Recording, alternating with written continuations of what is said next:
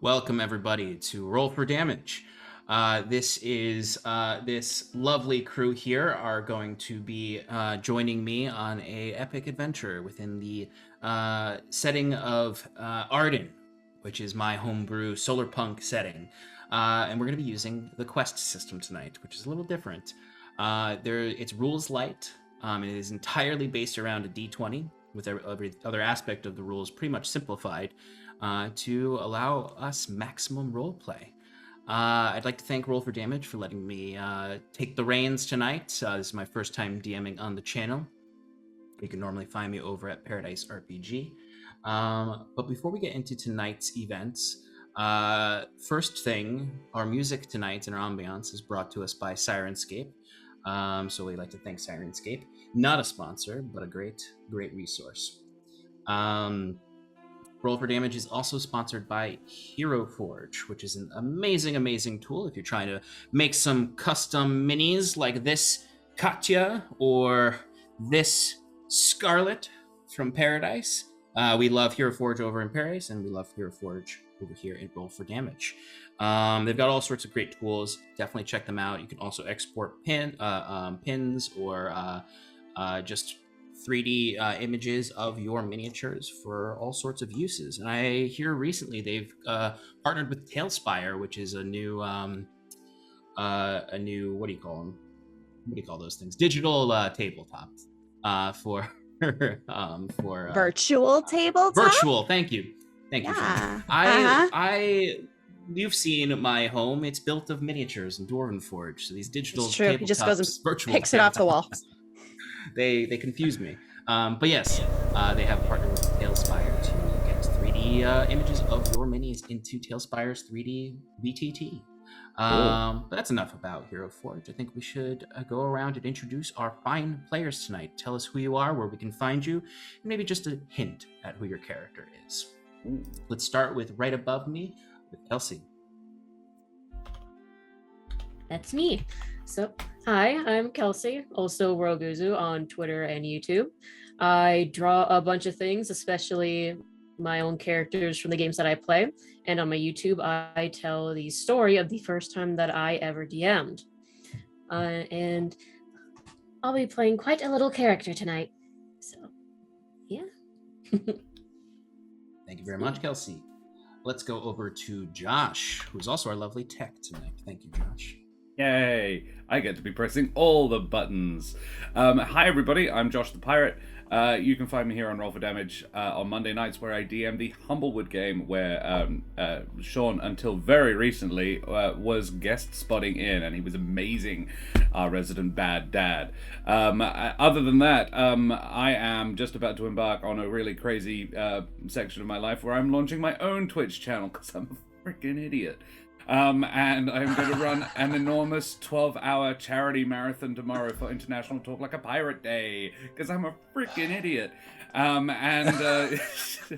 It's super exciting, and Sean's going to come and play with me, and we've got Dead Aussie Gamer, we've got the Dreaded GM, we've got Carney Sideshow is coming to play, we've got people from the Eldritch Scribe, we've got people from Roll for Damage coming to join us as well, and it's super exciting. We're hoping to raise $2,000 for childhood cancer support, and it would be awesome if you came by. Corsairs Cove, twitch.tv/Corsairs Cove, my new nerd home with the Mother of Bunnies. My lovely lady wife, and yeah, that's mostly what I do. And I also do Paparotica, which is if you live in Perth and you enjoy puppets reading erotic fiction, come check that out at Fringe.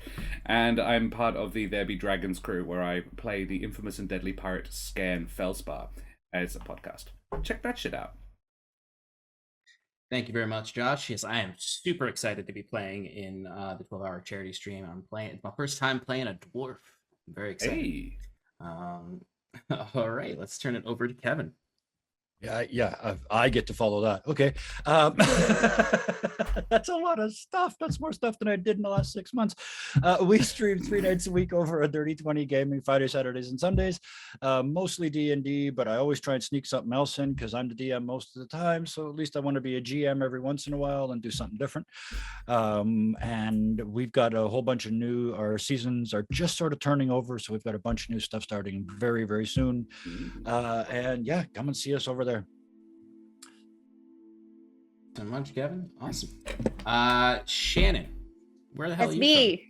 Where the hell am I from? I'm from the same place as you, my dude. I'm from Paradise RPG. I play Scarlet over there on Monday nights. I'm also our community manager and all around performer. I love to be on stage. I love voice acting. I love cosplaying, wearing costumes. It's just, I never outgrew playing dress up. So now I just do it with bigger costumes and it's amazing. You can find me at Estrobi25 on all socials. And tonight I will be playing Astrid, who is an engineer and just as quirky as fuck. And I can't wait. Excellent. We will meet Astrid soon. And last but never least, we have Waffles.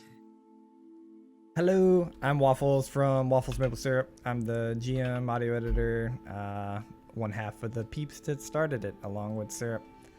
You can search Waffles Maple Syrup, one word, anywhere, and find us Twitter, YouTube, Instagram, that kind of stuff. The big thing I want to plug really is tomorrow we're going to be playing on Paizo's Twitch channel. That's twitch.tv/official Paizo, one word. We're going to be running a level 18 Pathfinder 2E game for Gen Con. It's gonna be That's the really cool. Tarask versus a dragon that's the tree raiser versus all the PCs. So come check out that amazing stuff. That's very exciting. Very cool stuff. And of course, like I said, I am Sean. I am from Paradise RPG, Mr. Paradise himself. And a few things I want to note before we get started. We do have the Spellfire bar here on Roll for Damage that fills up a little quicker than it used to. So if folks want to see things get a little interesting, you can fill up the Spellfire bar, which you see at the bottom of the page, with all sorts of support for the channel, including bits, tips, or subs, will all fill the Spellfire bar. You can also donate to help the characters throughout the game. 500 bits or $5 US is 1d6 inspiration to add to their rolls. Even though Quest is a little different, this will still work for it. That's my phone. I just fell on the ground. I've learned recently that my desk is like at a slight angle, and my phone's been falling off constantly. You can donate a reroll for any player for 1,200 bits or $10 US, and a helping hand, so some in-game assistance. So I will determine what that is, but it will help them in whatever situation they're currently in for $20 US or 2,500 bits. And then finally, a wild card. DM rolls for an unknown effect. That is 5,000 bits or $40 US, which I'm going to just do a wild magic surge for, because the last time we played in this realm, it worked really well with the setting. You did. Keep that in mind, folks, and we'll get started with the adventure. Yeah. Here we go. Welcome to Arden, a world of drifting islands coasting the cloud seas of the gas giant Varna. You see, Arden was once a terrestrial moon, but whatever our ancestors messed with sundered that moon, collapsing civilization. Somehow, through that calamity, we persisted. Now, we find ourselves on the drifts, looking for a better life of stewardship and justice. Or so the Willow Accord says. If the Virian Corps has anything to say about it, they'll turn the whole drift into the factory towns they call home on the core. Never mind the zealots amongst the Gregarians, dreaming of the long-dead gods and the end of the very tech that keeps us going. But out here on the outer drift, places like this little island Hestia, folk can live in peace amongst the eco-cities and solar farms with a genuine sense of community. Places like Hestia must be protected. They must endure lest we fall to the sins of our ancestors. Hestia is a small island chain far from the next chain or the massive eco-megacities closer to the core. But it has its own splendor, like the cloud port city of Lacuna Reef, teeming with technological marvels and the view of the bright purple sky and the golden cloud sea as airships pass above. On a clear night, you can see the starships launching from the next chain of islands. Or perhaps our heroes are from the quaint green village of Portent, amongst the wind farms, solar fields, and mobilized greenhouses, wandering like cattle. If quiet life isn't for them, perhaps they'll find themselves in the eco-megacity of Corvolt, riding on the waters and the cloud canals to stop by the late-night bodega under neon and bioluminescent night. But tonight, our heroes find themselves amongst the bustling streets and ports of Lacuna Reef. A chorus of cultures, life, and music inundate the streets of the Vista Cloud Port District. This is the heart of Lacuna Reef, a nexus of travelers, freelancers, and every sort of folk across the drifts. The streets hum with the din of windmills and they glitter with solar glass amongst tresses of vine, leaf, and flower. Even out here, far from the core drift, the radiance of this new world beams. But of course, this piece is fragile. So, what we'd like to do now is I'd like to hear from where a lot of you are during this time. I like to do my character intros like little vignettes. So we'll go one by one. What are you doing on this fine afternoon in the city of Lacuna Reef? Let's go in reverse order from the introductions with the good doctor, Zaxix. The Dr. Zazix. On an also afternoon give a to- description of your character as well. Okay.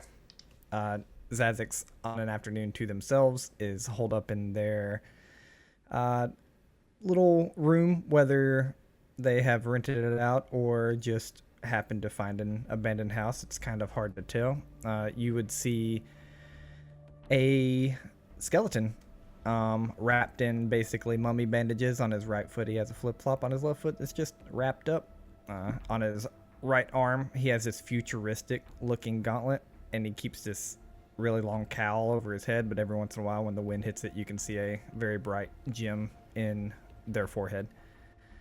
Probably what powers them or something like that. But on this afternoon to themselves, you can see them kind of leaning over what looks to be a body, but it's not moving, and you just see various color lights shining from their gauntlet, and then various curses of different languages that probably don't really register for anyone to understand if they were listening from the walls outside. It just sounds like a bunch of gibberish, and eventually it just kind of slams the ground beside the body and goes, "Damn it, couldn't get this one to go either." And that's probably where the camera will just zoom out. All right. The camera zooms out into the busy streets of Lacuna Reef and finds itself in the closer to the actual port of Lacuna Reef, where we will find Astrid Moreau. What are you doing on this fine afternoon? Well, earlier today, I was out essentially dumpster diving, looking for just like random trinkets and gadgets and things to tinker with, because what I'm currently doing right now is I'm in I'm from Lacuna Reef, so I'm in my family's home, but I built myself like my own little workshop off the back. Nobody's allowed in there without my express permission. So I'm the only one in there right now, and I've got my goggles on, and I'm like picking up and dropping tool after tool, and I'm essentially constructing a tiny model of a cloud ship for my youngest brother, who is turning 5. And I'm trying to make him a little remote control cloud ship, and it's not going very well. There's a lot of meh as I keep dropping things and breaking things, but nevertheless, I'm persistent. Your Yes. your little brother is 5 years old, you said? Uh-huh. Okay. What's his Yep. name? His name is Noah. And I also forgot to describe what I look like. So Give us that description. just yeah, I'm gonna do that. So, like I said, she got these goggles. They're usually on her head, but she's wearing them right now because she's, safety first. She has bright pink short hair, kind of messy.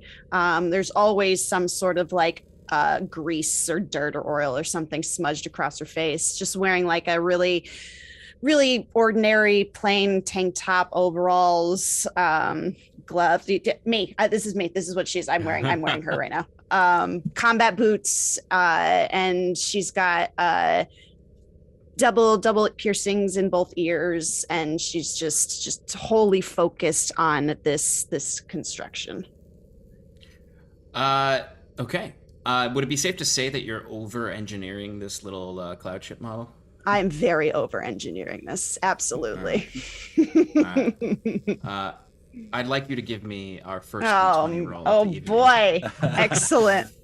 So for folks at home, with the quest system, everything is essentially a fate system with 1d20, where a 11 through 19 is a success, a 20 is a triumph, so like a crit, a 6 through 9, or 6 through 10, sorry, is a difficult choice, which means you get 2 choices given to you by the guide, and you get to choose which one you'd like to take, and then a 1 through 5 is a failure, where the guide chooses what the setback is. All right. You ready? There you go. 18.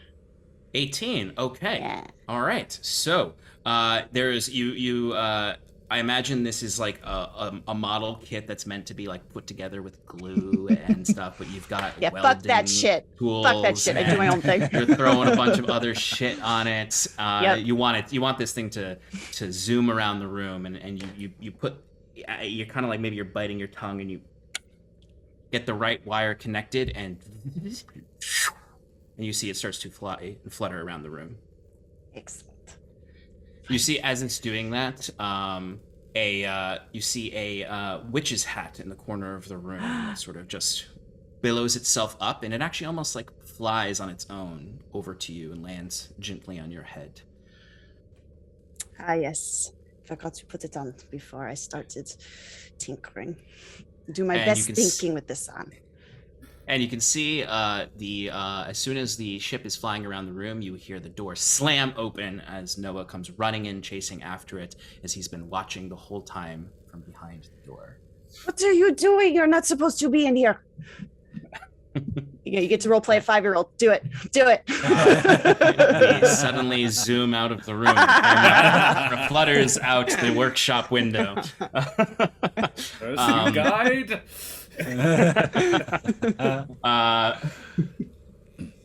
For those who don't know, Astrid has played in this setting once before, and she kicked the ass of a witch who took her hat. Yeah, I did. And her gloves. Yes. They're mismatched because I lost this. We are going to zoom out from this workshop back into the streets of the city to search for Kevin's character, Terrence.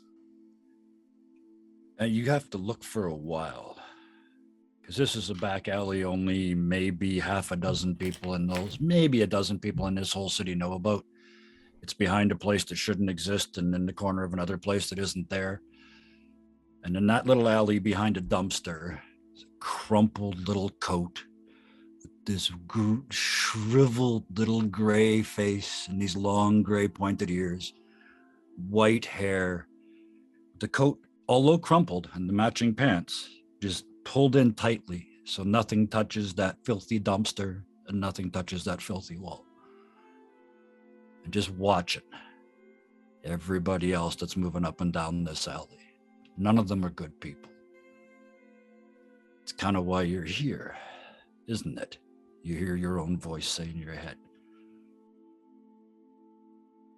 And then somebody gets too close, and it's just a flicker of an action. There's a little baton about this big, It just says LRPD on it. Show them that. Hey, I was just checking on you, man. You were kind of just laying in the dump here. I thought you might be sick. It's fine. I'll keep moving. I'll keep moving. That's right, you will. Just keep moving, and that way you keep breathing. Bye-bye. See you now. Bye-bye. Fucking Lacuna. Checks his watch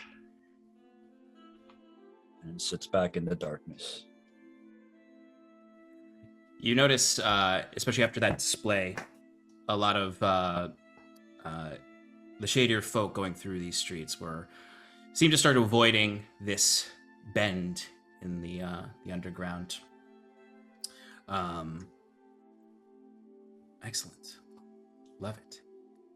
The camera zooms through this grimy alleyway up and through the labyrinth that is this underground area, or this seedier part of town. It zooms up out into the cloud skies with golden summer light shimmers across the cloud seas, and to the cloud port itself again, where we will see Frere. Frere is wandering. Like slack-jawed yokel from the sticks. Never seen anything, never seen this many people in one place. She totally has, but these sort of people that basically people who aren't her folk leave her persistently baffled, and she's just like, okay. Like looking and understanding, and she's a sponge for it all. And looking doesn't really, I would say, probably not understanding hugely much. But like, yeah, wow, like, okay, and right, they do, okay. And just checking shit out, wondering, and basically just sort of zigzagging through the crowd, looking at stuff, being basically blown where the wind drives her. She is a elvish-looking sort of a person with softly glowing blue skin, androgynous to the point of like her pronouns would be she, they, her, she, but it would be actually hard to pin down a gender by looking at her. She's wearing sort of practical leathers and a little bit of armor, and carries has a spear sort of strapped to her back and a shield across the top of that. There is I want to say Magitech gun strapped to her right thigh, and but none of them look like they look like she knows how to use them, but they do not look super well used, I suppose. And yeah, she's just charmed by this whole place. Fresh off the boat and just looking around. Yeah, absolutely. As you've just arrived off of one of the cloud ships that zoomed over here from wherever beyond this drift you came from, you see people bump into you as you're zigging and zagging through the streets. Some might be a bit ruder than others. As you dawdle through the streets, you see large mechanized humanoids moving past you and just sort of looking at you strangely as you marvel at them in return. You see large dragonborn-esque folk who are just carrying large crates, and then you see one that just has a little notebook just writing down in his ledger. As you see these tall spires that lead up to turbines of wind whipping through the air as a ship flutters by. Okay. And she would. Oh, sorry. She would. Absolutely. Another little detail. She would turn to a little robin on her shoulder, and say, "Look at that! See that? That's splendid." Excellent. The lovely thing about these streets, just as I described them before, is they are covered in these rooftop gardens and vibrant vines that grow down the sides of buildings, and flowers and spaces for animals and critters alike to live with amongst the large, vast city that is Lacuna Reef. But despite the lays of the afternoon, or perhaps the tension of the afternoon, depending on who we're talking about here, you do have a meeting scheduled for late afternoon, deep into the Vista Cloud Port District. Here you would find amongst the heavy turbulence of the busy port itself, where the ships are lifting off and moving to and fro, you would find the Willow Accord offices, their local chapter, so to speak, on Hestia. Hestia is deep out on the outer drifts, so it is one of the few places that still has sundered zones, which is areas that have not been surveyed by the Willow Accord to decommissioned old technology from pre-calamity times, dangerous technology that is best kept out of the hands of folk like the Virian core of the core drifts. You have an appointment with Director Aldrich Hirsch. He would be at this office, and I imagine one by one you all slowly appear in the front offices to meet for your appointment. So I'd say, who amongst you would be rather punctual? Let's ask that. Did we meet Elowin? Didn't want to say. Did we meet Elowin? We're gonna meet Elowin last because she's. Oh my goodness! I'm so she's sorry. The last. No, it's fine. I was gonna use it as a story opportunity because she's gonna be the last one to show up. Not if I like Astrid's that. the last one You know, to show up. Do you know what's funny is it's entirely because of just the order I did things. I was like, wait, did Kelsey introduce herself yet? It's okay. All good. Before the camera drifts into this point, we're going to you each kind of come into the general office space. It is shockingly corporate for what you've heard of the Willow Accord, a former, what most would have called an eco-fascist organization in their early days, now rebranded into the inspiring force of good amongst the drifts, bringing peace and sustainability across Arden. But there's plain beige walls. There's a cubicle that has a very overworked secretary in the front, and a small seating area with a lovely little water cooler that doubles as a coffee machine and an espresso machine, if anyone would like to partake. But before we do that, where is Elowin amongst all of this? Elowin was on her way to this meeting point. However, she is pretty small. Many can be taller than her, as she's only 5 foot. And so she's decided, with the help of her staff, that is this make of just parts of metal that have been intertwined with a vine that holds onto them and grows about it.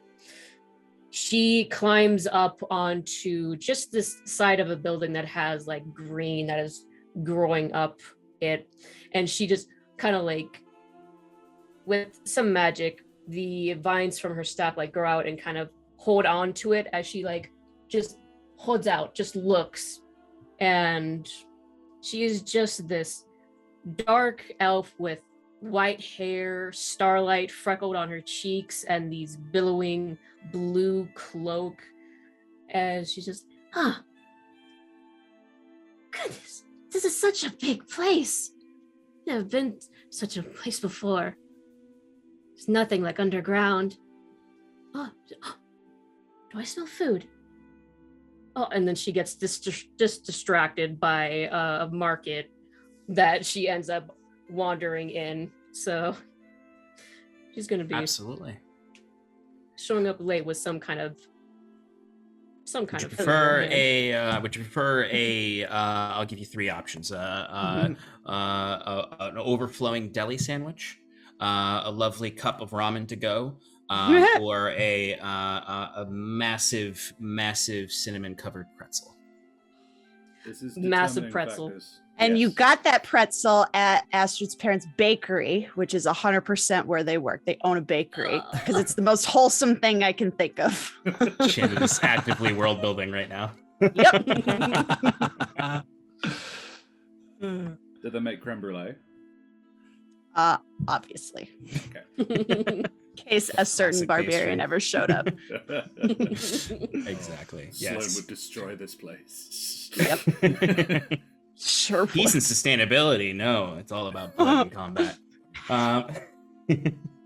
I'm sorry, Elowen. Which of the treats did you pick? Oh, the big pretzel, cinnamon pretzel. Hell yeah, Gimme. absolutely. So the other four of you are in the front offices of the Willow Accord office. You would notice there is someone sitting behind the cubicle-esque desk. They look like a dwarvish fellow. He has no facial hair like you'd typically imagine with dwarves in fantasy settings. He does have some rather thick and lustrous sideburns, blonde hair. It seems like he really tried to like style it, but there's no like product in his hair. It just looks like he put water in it and pushed it back. As he is just in like a far too small button-up shirt and slacks, and he's discarded his blazer because it's no hope for it. It's ripped in the back, and he's just sort of like sitting there, like really uncomfortable behind the desk, completely not paying attention to you and staring into the computer monitor. What would you like to do? I would say that, like, I'm going to be different from everybody else and say that my character would actually be quite punctual, like probably to the point of early. Like I was like, a little phobic about pissing people off. And I was like, okay, yes, Absolutely. I think. Hello. Hello. Oh, hi. Are you there? Hello. I am here hello. to see a Hirsch. Director Hirsch? She has asked to see me. Yeah, what's your name? Name, please? I am Freya. Freya Mercia. How you... Okay, all right. One moment. You see, he hits a button on a little device. Director, we got a Hirsch. Or no, sorry, that's your name. Oh no. Oh no. You hear a woman's voice from the other side of this device, be like, "It's all right, Lyles. It's all right. Just tell them I'll be with them in a moment." Okay. Director will be with you in just a minute. You don't mind Freya taking kindly this. puts the hand on Lyle. It's like, thank you. You have been most helpful. I look forward to meeting her. And then she looks around to maybe see if there's a place to sit. Yeah, there are exactly 3 chairs next to the water cooler.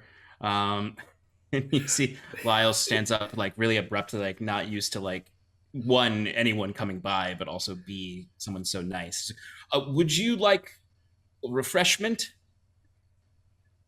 Yes. It's self-service, so Thank you. So Freya goes over to the coffee machine and says, "Beer." oh, it's not like a flicker device. It's not a voice. I know. It's just, this far out, the Willow Cord doesn't really give us the good stuff. So That's you gotta okay. push the buttons. It's a little outdated, but She pushes the buttons, determined that beer is not possible, and probably has a tea, excellent. and then doesn't sit. Great. who would likely show up next? Parents would show up right on time. So I don't know about the others, but Yeah, I think Zazix would probably be about 2 minutes late bursting through the door, so we'll let Terrence go. Yeah, 15 minutes for Astrid. Okay. I like to imagine actually that like Elowen and Astrid come in together, like they bump into each other outside. And I'm very jealous of the pretzel she has. You Would have you like all some? the pretzels you want. I know, it's true. I can't. God. They actually cut me off because I've been having too many pretzels. She's gonna get the diabetes. All right, so Terrence, then you would be the next person to show up. You would come in and you would see this plain situation, but with a interesting young woman in the sitting in a chair there, Freyr. But you know, we don't have to go through all of these. drinking a tea, Freya, Yep. right? So look over and see the coffee in the cappuccino machine, and for just a moment there's and then take about half a cup of water and head over to the dwarf. Hello, welcome to the Willow Court office, sir. Hey, how you doing? I am well. How are you? I am as well as can be expected given the situation. I have an appointment with somebody called, and I pull up my tablet and start like trying to open it and finally it opens. Eldritch Harsh, I think the name is. Yeah, okay. It's close enough. He kind of like points at Freyr and then points at you. 2 o'clock? 2 o'clock? It's 2 o'clock, right? Oh, yeah, okay. All right, well, you can take a seat. Director Hirsch will be down momentarily. You already have a refreshment. Yeah, very refreshing. Thank you. Yes, sir. And he just sits down. I stand there for just long enough to make him really uncomfortable, and then go find a door where I can Okay, see the doors, good. like the one that I came in and the one into the office, and sit there where I can see them both. Yeah, I imagine Terrence like drags one of the chairs over to make sure it's in the right spot. Getting this. I want the spot in this room. Yeah, where I can see both doors. Yep. Excellent. All right, I would say that the doctor would be the next to enter. Yeah, and he kind of like shoulder checks, bursts through the door. He looks around for a second. You're not Hirsch, are you? You? No, I am not her. Yes, I'm not late. All right. He kind of looks around. Meeting, right? He points at the dwarf. Yeah. You look like the person that's gonna tell me when the meeting's gonna happen. 2 o'clock? I think I'm late then, but it hasn't started. Okay, I just need to confirm you're here to. Okay, yeah. Take a seat, good sir. Are you a robot? He like looks at his wrappings for a second, shakes his head very solemnly, and just walks away and doesn't say anything else. Oh, thing to do. Refreshments.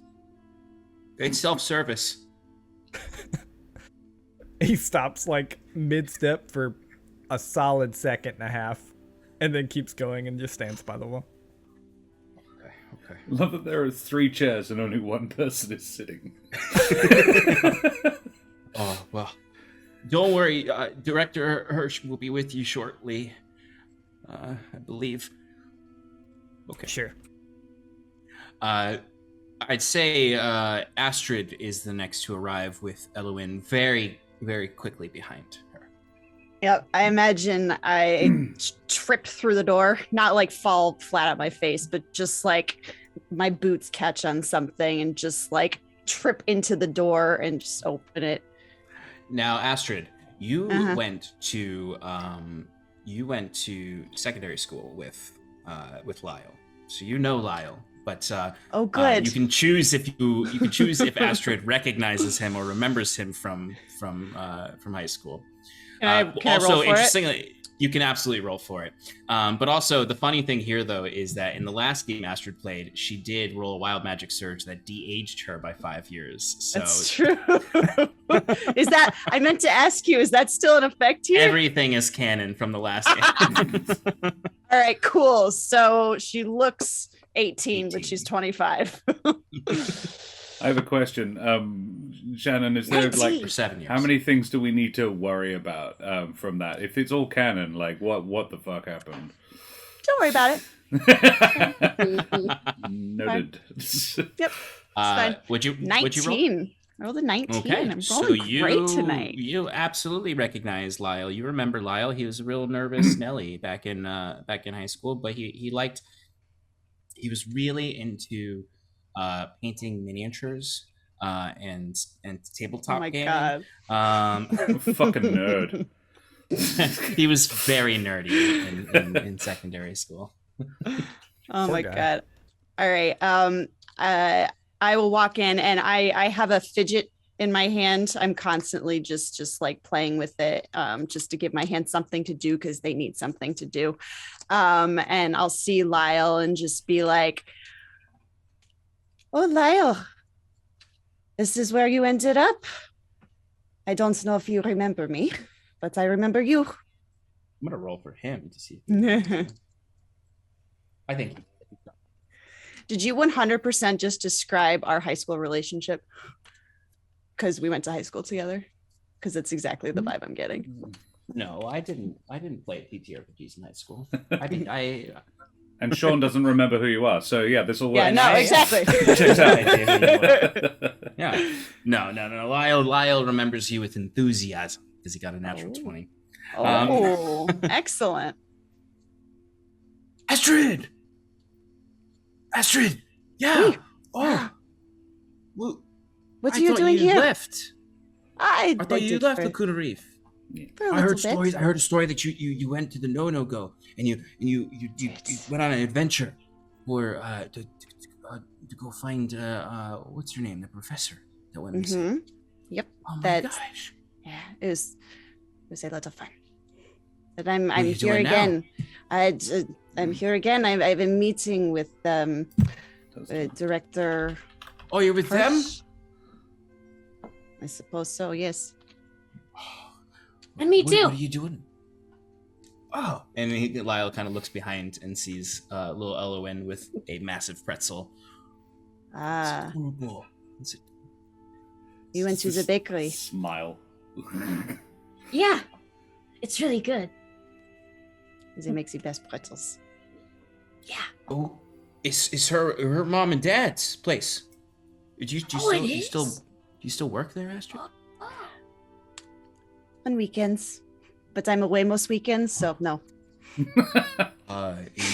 The hero business doesn't pay well. A little bit of a slow time. Oh, last I heard, you were trying to get off drift. You always Yeah. used to say. I remember in high school, you used to say, "Fuck this place, fuck Hestia." Fuck Hestia. Yes, I do. I do still think that, but it's my brother's birthday, so I had to come back. Oh, well, it's important. You gotta take care of your siblings. It's real important, even in the face of adventure and illegal activity. What do you mean illegal activity? Oh, I Is mean, that- everyone says that you've been, trying to, get in with the smugglers. People talk. It's a small drift. Huh. Well, that is good as they are talking. That's exactly what I want. All right. Well, there are refreshments, Astrid. Self-service. Yeah, got it. That's right. Excellent work. Splendid. And who are you, my pretzel friend? I'm Elowen. It's nice to meet you. pleasure to meet you. You two were very nice. We'll get along with that one there. I'll point to Frere. All right. Yeah. Okay. I will let the director know you're all here. Splendid. Terrific. Awesome. Merci, Lyle. There's a buzzing noise. Director, they're all here. All of them. Yep. All right, Lyle. I'll be right out. She'll be right out. Merci, Lyle. Please take a seat. Astrid will sit, or I will sit and put my feet up on the other one. Yes. I'm like gonna take a seat, but then I see the doctor and I was like, oh, it's been a long wait, hasn't it?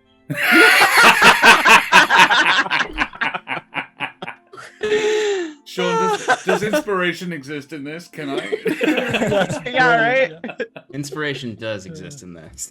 Excellent. And Everyone else saw his his solemn retreat from Lyle, but you see the sides of his jaw curl up a little as if he's almost smiling. As much as a skeleton can smile. Can I? Yeah. Do the bones move? They do. No, as in, does the bone reshape to form a smile? I would say yeah. Okay. Definitely. It's so. I would say it's so minute in reshaping. It's not like they shift like a jigsaw puzzle, Sure, but sure. it's like the bones think You of can't a actually wall of tell that nanites he's or something. smiling a moving. little bit. Basically, yeah. I love that. And just because it might change things, the split second Astrid and smuggling got mentioned, Terrence is just trying to open his tablet madly again.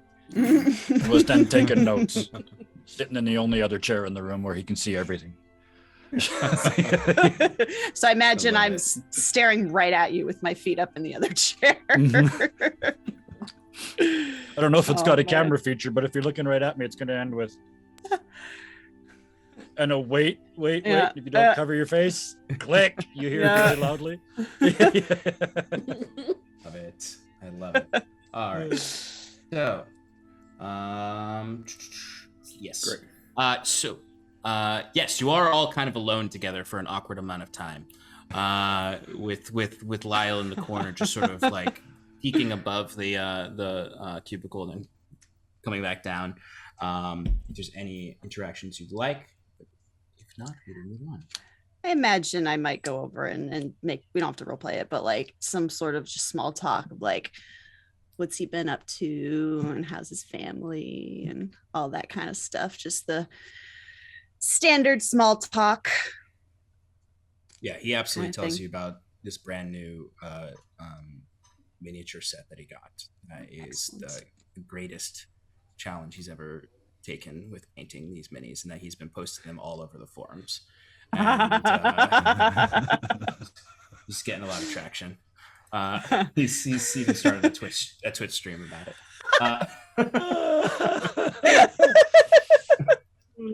Excellent. Real. They say you put yourself in your TTRPG characters. Life In imitates art. visual art, in visual art, it's called self-insertion. Yep. I think here it's called masturbation. And you can only do one of those two on Twitch. Uh-oh. That's true. That's true. Oh, So, man. as things reach their zenith of awkward quiet and boredom, you see a door slides open, and there are steps that lead up. This is right next to Lyle's cubicle, and you can see a person steps down. It's a woman who looks like she's probably in her late 40s. She is got blue skin, sky blue skin, with little golden designs on it that you can tell are biotech augmentations that form all over her body in different ways. She also has distinct tiefling horns that come back like this, very smooth, and then jut forward up like this. and they similarly are kind of embossed in this golden color, much like the augmentation points across her face. She's wearing a long, dark green trench coat like uniform that kind of comes up in the front to somewhat of a tunic, very sleek. And these leather pants that come down to these boots. And she has a what looks like she billows out some smoke, and then you realize it is this sort of e-pipe, one might say, that extends down, that has little LED lights that make her vape look a lot more token-esque. But she looks to each of you and kind of does this scan of each of you. Well, I suppose you're the heroes, adventurers, surveyors. That's People. yes. Well, then come on up. Sorry for the wait. Make sure you pick up some refreshments before we get up there. And she'll turn and wait for you all to come upstairs. So you move through this stairway, and you can see it leads into these other hallways, but you keep walking up it to the zenith of the building, where you would get to her office, where when you step in, there are the windows that go all the way around, and you can see a beautiful vista of the cloud port, and this long 1,000-yard kind of vista of the cloud sea itself, with this little balcony on the outside. It's very sleek in its design. You can see there's this central plinth that has kind of like a gas, what looks like a gas fire in it. Although you notice very quickly that the fire is not real, and it is hologram. There is kind of clouds on the ceiling that have these little cloud whales swimming through them. And then she has this very sleek, minimalist desk that just has one of those single clicky-clack desk toys. Astrid hates it in here. It's not bad enough. Yeah, and she kind of sits behind it immediately and taps a few invisible buttons on the desk as 5 very small chairs come up out of the ground in front of it. Take a seat, please. Tiny stools. Yeah, there's no backstop. Yeah, pretty much as minimalist as a chair can get. Right. You can hardly call them chairs. Freya, who Doctor has had gotten grabbed- more... Oh, sorry, you go. So I was just gonna say the doctor had grabbed a refreshment on the way up, and then as like the stools come up, he slides the coffee over to the director and then sits on his stool. You see, as she sits down, she waits for all of you to sit first. Terrence doesn't sit this time. One step behind the stool that's left for him. He's just standing there. And you see the director kind of like brushes back her long coat to sit down, but then she kind of like stops and looks up at you. All right, then. All right. I sit down. I certainly insist that you're comfortable as we talk. Yeah, look, I'm sitting already. Freya definitely LRPD. refreshed her tea before she came up, and like when told to sit, sits. Immediately, Rapidly. All right, then. So, you all have been recruited one way or another from agents of the Willow Accord to go on a surveying mission into the no-go of Hestia. We've got a few contacts out there on the edges of the wilds, and a particular spot that we're thinking is a good starting place to begin surveys to finally decommission this no-go. Now, each of you have your own set of skills that I've got dossiers here for. Maybe you can let me know and your new companions, since I think you're all strangers, Let us know what your particular set of skills are. I'm interested to know if we can rely on each of you. Have why a don't we very start with, particular set of skills. Sorry, I had to do it. Yeah. Well, one of you is going to. They don't get that movie out here in Hestia, but I've seen it. But why don't we start with our local celebrity, Astrid Moreau? Oh, it's a nice celebrity. Well, I like to tinker and fix things. So anything that breaks along the way, I shall fix it. Yeah. That is that. Fair enough. Astrid here did a little work for the university in Corvolt about a year ago. So we'll draw our attention to you. And her eyes dart across each of you and settle on the doctor. Now you are something I've not seen before. What's your story, doctor? Yeah, from the Shadow Plane. Don't really know how I ended up here. Just kind of, when my people got wiped out, kind of got junted to here. Not really liking it, but I do manipulate life energy, and I'm pretty sure the no-go-go is gonna help me be able to eventually raise someone like I want to, and then I'll be out of your hair after that.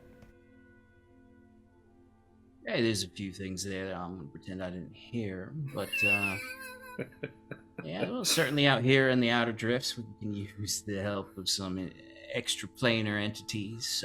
We were discovering more and more of you each year out here on the Drifts ever since the Calamity, but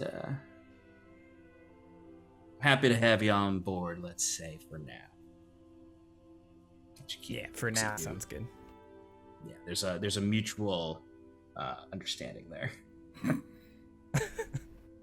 All right, then. Well, let's look over to our two, I think, visitors from out of town. It might seem, and she'll look from Frere to Eloine.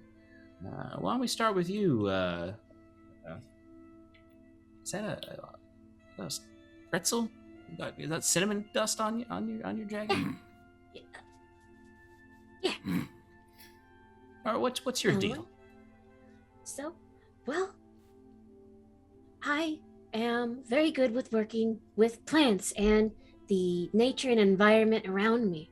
And I can understand a lot about where we go because, well, I'm from pretty uncommon places too. So, pretty. One of the sundering fissures is where I've lived around before. So, traveling the unknown is what I'm used to. Oh, I saw that in your dossier. I don't see a lot of your folk around these parts or really anywhere on the drifts above ground. It takes a while to get used to all the light. I bet. And speaking of not a lot of you folk, Frere, is it? Yes. Hello. Yes, I am a sailor. And a very good pilot. And my people are travelers. We travel the drift. So I could maybe be a guide. Oh, well, excellent. That's good. I also Have know some magic. use for that. Oh, well. It's always good. And, Terrence, I know about you. But I do not. Who is Terrence? He's a son of a bitch, that's who he is. And I think he's muted. He is muted. Yeah. I've been called a lot of things by a lot of people. Son of a bitch will do for now. Okay. I used to be a cop for a very, very long time. And now I'm not anymore. As to what I'm good at, I am very, very good at finding out things people don't want me to know. I guess that's why I'm Slowly look here. over Slowly look over to Astrid with that because of like the legal stuff. Just like I am looking anywhere but at him right now. That's the notes in Just- the office. Take on a sinister side effects. Yeah. Yeah. Well, Why this is w- one why particularly would- interesting group. Why would anyone not want you to know something? Oh, Oh sweet man. thing. What happens when you find out things that people don't want you to know? People get very angry and then I don't have a job anymore. Then you should probably stop trying to find out things people don't want you to know. Yeah, guess what I did one more time than I should have. I said it out loud. That's very true, Terrence, and I do promise that the Willow Accord is looking into the LRPD and the corruption scandals that you sent to us. It will take time. Of course it will. Anyway. Until then, let's go find something in this no-go zone or whatever you got there. Yes. Didn't well, no we- go. It was just there. It was a year ago, but yeah. So anyway. Yes, it was You just there. see, she stands up and walks away over to a pedestal that has kind of a sleek sort of black half sphere on top of it. She taps it a few times, and you can see it's a mixture of kind of like reactive technology and runes that kind of go over it. As you see, this thing lights up with thrusters underneath it, and you see a little pixelated face on a screen there that opens up with some eyes. And the little hovering drone immediately says, "Well, hello there. I'm Flicker." Yes, yeah. And you see Director Hirsch is kind of like, yeah, it's all right. You don't need to do the introduction. They understand what you are. They understand what's going on. And What turns is it? around and looks to you all. Perhaps they don't know what you are. May I request that we bring batteries, please? Last time we went, certainly. we did not have enough. Well, that's because you stole school property of the university to go on your mission, but that's there's no judgments there. No judgments there. But I'll Give it back. ensure to give you some extra batteries for Flicker here, but Flicker is old technology from pre-Calamity. We've discovered several of them, and we have access to them, and they can scan environments for you to determine threats, local flora, local fauna, local sources of sustenance. They are tremendously useful on missions to the no-go, and they are invaluable. So, Not valuable. don't break we're 'em. very Okay. careful with her. no. Opposite. Oh. Do not break them. But you can fix it, yes? That Sure is your can. particular skill. Exactly You see right. Flicker starts to flying in between all of you and just sort of hovers in front of each of you, and you can see a scan goes over each of you, and you can each see like these data files like sort of shoot up as holograms with in a language none of you understand at all, and then well, it's absolutely a pleasure to meet all of you, and I'm very excited for our quest. Yes, Flicker. All right. Settle down. You need requests of anything in the general area that you're exploring. You need someone to scout. You need someone to scan. You need someone to send messages back to the headquarters. Flicker's your girl. Oh. Now, out there, and you see she waves her hand over the desk again, and a hologram map comes up of Hestia. And she points and zooms into a spot near a collection of water by the mountains to the south. Now, where we've determined is the best place to begin a survey location and a new outpost for decommissioning of the no-go is just around this location that some of the explorers have called Jester's Common. It's an old abandoned community from pre-calamity, but it's said to be probably the most secure, closest to the border, out of the way of the haggle, because we don't really want to mess with Hela. So if you, I suggest avoiding the haggle as much as you can, especially you, Astrid. I'm aware. I still have her hat. This is very much questions Josh was asking earlier. Yes, it's. But if you head down there, we can provide you with a transport ship, which I think our new friend here, Frere, might be able to help pilot. They can get you at least to the edge of the safe zone of Hestia, and then you'll need to go by foot to the Jester's Commons. Now, when you get there, you have a contact that you're meeting with. Someone who somehow is one of those few folks who seems to be making a life out there in the no-go. Now, you didn't hear this. This is confidential because as far as anyone outside of this office is concerned, no one makes it back from the no-go, except perhaps Astrid and a few surveyors. But living out there, no. Your contact is Oscar. When you get there, he'll be waiting in the what do we call it? The festival grounds in the Jester's Commons. You'll know it when you see it, and Oscar should meet you there. Peculiar fellow, so. But See a bit he'll of a show you crouch. around. I don't appreciate that kind of interruptions, Astrid. A legitimate question. He is not a grouch. I personally have not met him, but my agents have. But he knows that area well. He can show you around so that you can secure it, take care of any threats in the area, and generally just make a beachhead. Send out, let Flicker know when the area is safe. We'll start sending our agents in to set up an outpost. Yes.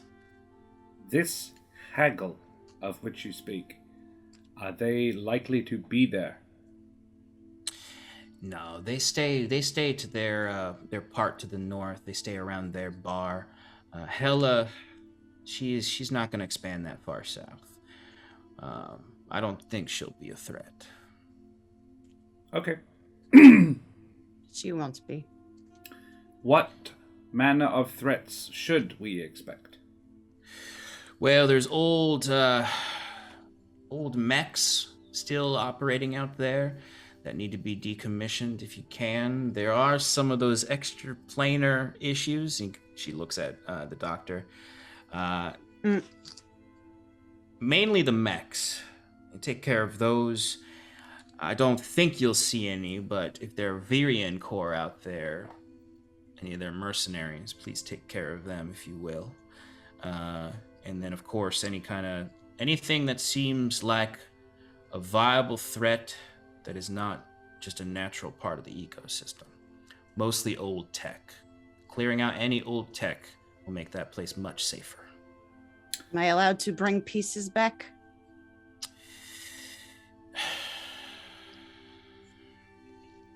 Guess I can't stop you, but we'd prefer to keep this all insular. I will be very discreet. For clarity, take care of them, you mean not gently? No, we would With thoroughly prejudice. prefer violence against this old tech if it is at all a threat. And if you find anything that is inert, cord where you found it, we'll take care of it.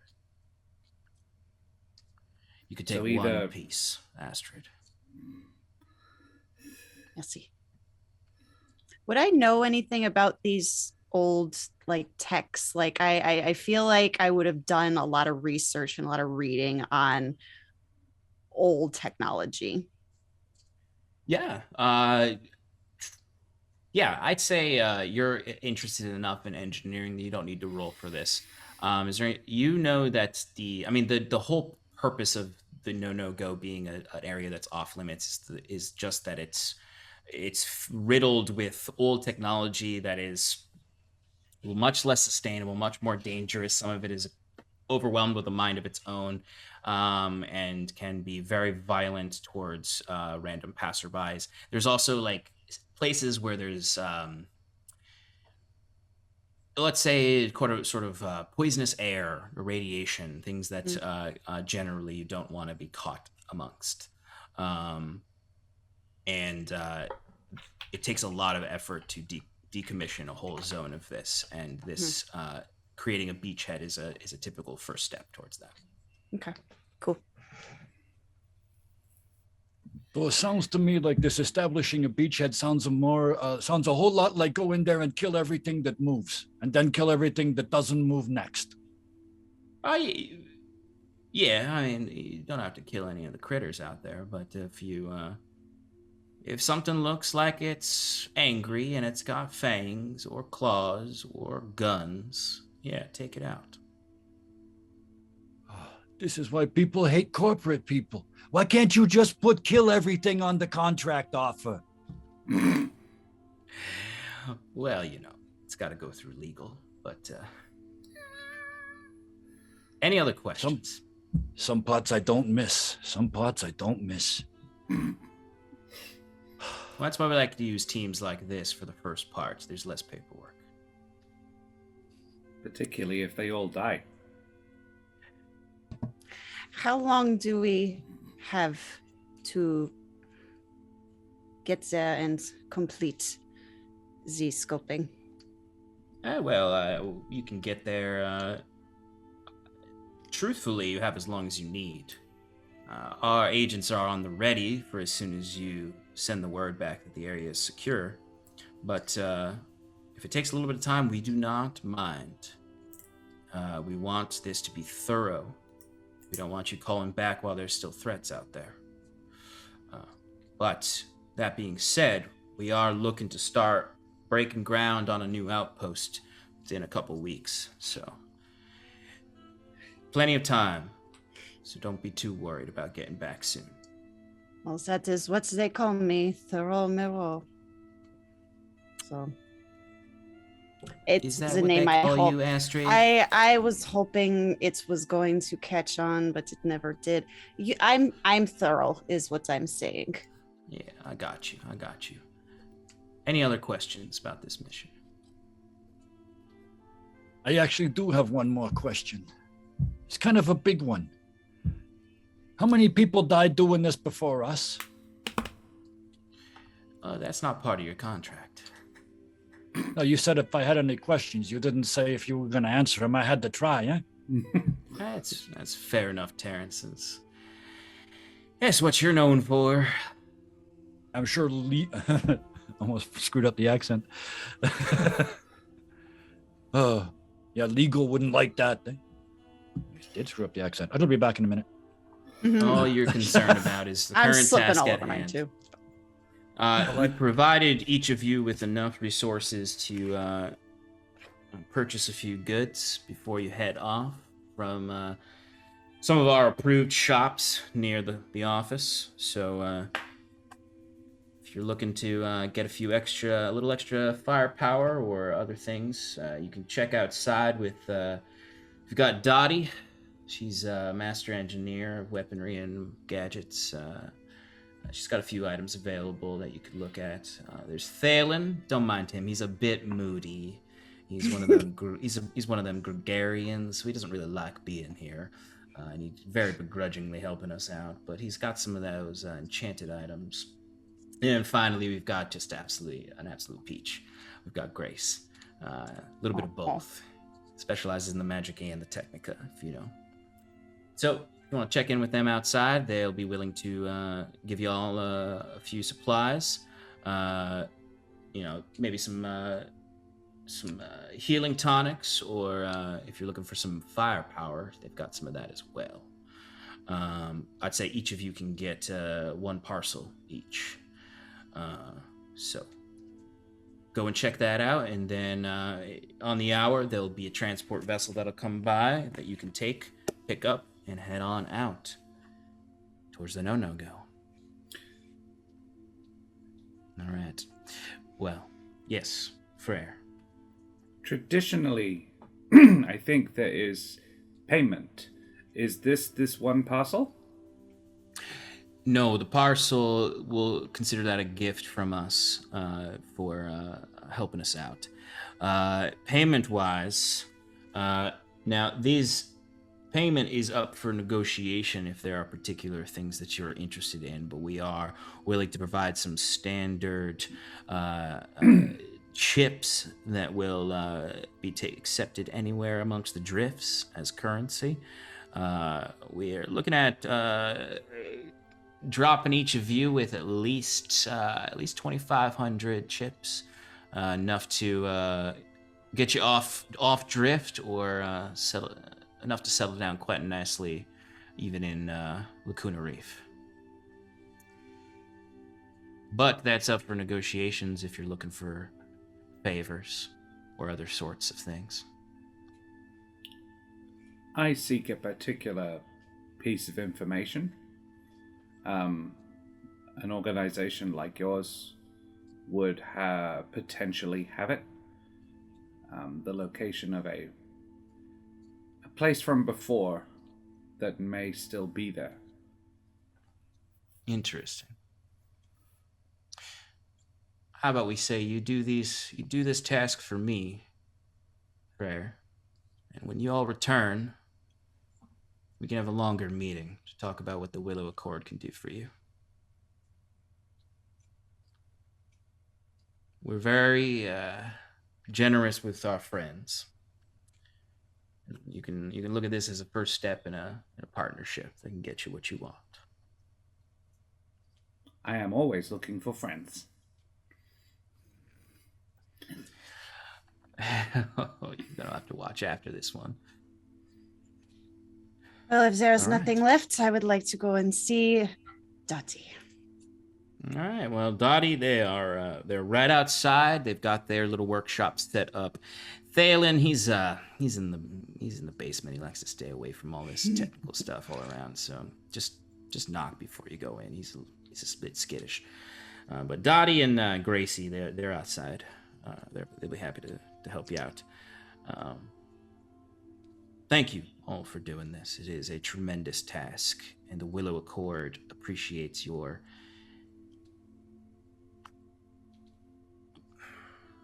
cooperation. You're welcome.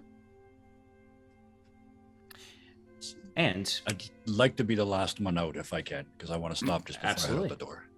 Absolutely. So, you each head out. Is anyone else sticking around, or is Terrence getting the last word?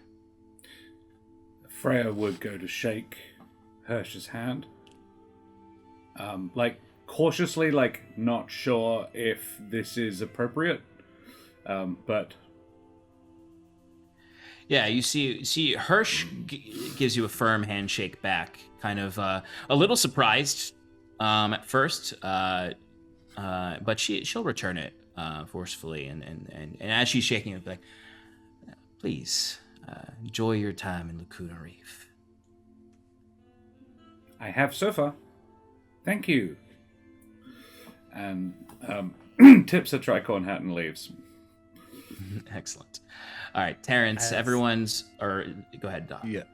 I was just gonna say, as the doctor's going out, if anyone's beside him, you probably hear him mumbling like, he was talking about if people died, they're gonna still be out there. Well, if they're out there, yeah, and then that's all he says. Love it. All right, Terrence, you're the last one in the room, Just and you stop you at the see door. Hirsch and- is looking at you like expectantly, hand out. Mhm. Yeah, I know. Look, I know you know that I don't like you, and I know that you fucking detest everything I am. But there was some talk earlier about an investigation. You could put those 2,500 chips in your own pocket and just say nice things about me. All I want is my job back. Terrence.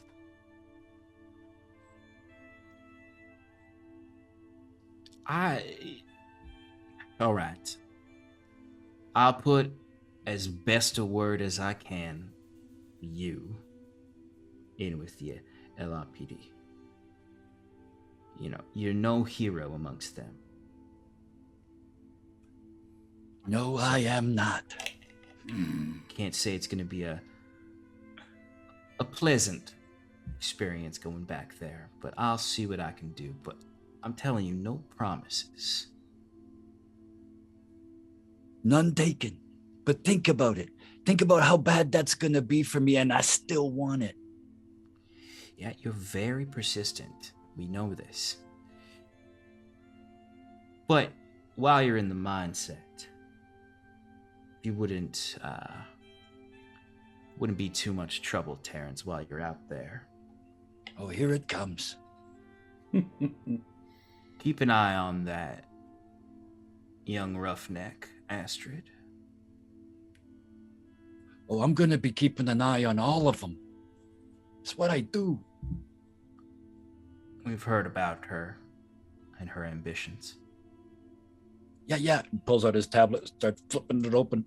Smuggler, right? Smuggler? Yeah. Keep an eye on the doctor, too. He's useful, but strange. The other two, they seem like they're good. They're good. Those are the ones you never trust. Well, yeah, that's sure. You gotta trust someone someday, Terrence.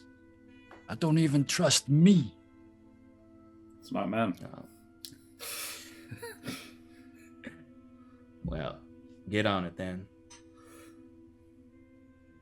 I'll see you later, Eldritch. Remember, we used to call you that in school. And out the door before she can respond, if I can get away with it. I fucking hate the outer drifts. All right, so we are going to jump into a break now, folks, while I inform these lovely folks what little goodies they can get while they also take a break. We'll be back in 5 to 10 minutes, folks. Stick around as we keep exploring. Thanks. Welcome back, everybody, to Roll for Damage for our lovely 3-part series called Ardenquest. Welcome to episode 1. Our heroes have just accepted a mission, and they are now currently perusing the stockpile that's being offered to them by the Willow Accord before they head out. So I am going to start with Zaxix, the doctor, as he descends into the basement to meet with Thalen to purchase a particular item. So we're going to kind of zoom through these quickly, but essentially, why don't you make the request for the item that I know I'm going to give you? Okay. Yeah, you watch Dr. Zazix kind of come down there, bangs on the door, is allowed to open, and walks in for a second, looks around. We were told we'd get some stuff for the no-go-go. You got some? Yes. You got plenty of things. Hey, you looking... You got anything that'll talk to me? Oh, everything will talk to you. If you talk to it long enough, everything will talk to you. You see, this man is... He's got this long, elongated face, particularly has an elongated upper lip that comes down. He's got this light purple skin, hair that is receding back and sort of wildly out like this. And this space is dark. It's only lit by candles. There is zero technology in here. And there are just these relics all over the ground, all over the place, like some that are clearly ancient artifacts, some that are clearly tinkered, magically enchanted things. Everything has got this, as opposed to the sleek design of technical magic, these are all the old world, flaunting, compare, modern aesthetic to like a Victorian aesthetic. And he's just like, hey, everything, yes, I have just the thing for you. And you see he runs into the back of the room and starts just moving through all these scrolls, and he takes one out. You see, unscrolls it before kind of like a chandelier of candles. Yes, the stars align on this one. As you can see, lights, beams of lights coming down through it as the candlelight pushes through it. And then he comes up and rolls it out in front of you. And you can see it just looks like a very old map of constellations in the sky. Yes, yes. If you talk to this enough, it will give you answers. Yes, answers. I'll tell you all you need to know about the right choice. You say that, but I've talked to a lot of dead things for a long time, and they never talk back. Is this really gonna talk to me? Well, already today a dead thing has talked to me, and he points at you. But this His eyes get as wide as the skeletons can. this multivious map, as they called it, I have spoken to it before. They're quite helpful, I think. I haven't heard from them in a while, but if you have chips from the director, I think I can part with this to you. Yeah, she gave us some. Here, yeah, I'll hand him over, and I'll take this piece of paper that might talk to me. Yes, and he'll look you up and down. Okay, how did you come upon sentience? Well, I was sentient, and then I died. But then I stayed sentient because he kind of like lifts his cowl up and shows the gem in his forehead. This right here, and ding ding. And Yes. don't really know how I came by it, to be honest, but here I am. Interesting. I presume you are just some kind of risen automaton. No, that is very special, very special. Yes. Here you go. And he'll roll up the map for you, put it in a scroll case, and hand it off to you. And you have a multivious map, sentient map that you can that loves to pontificate about possibility.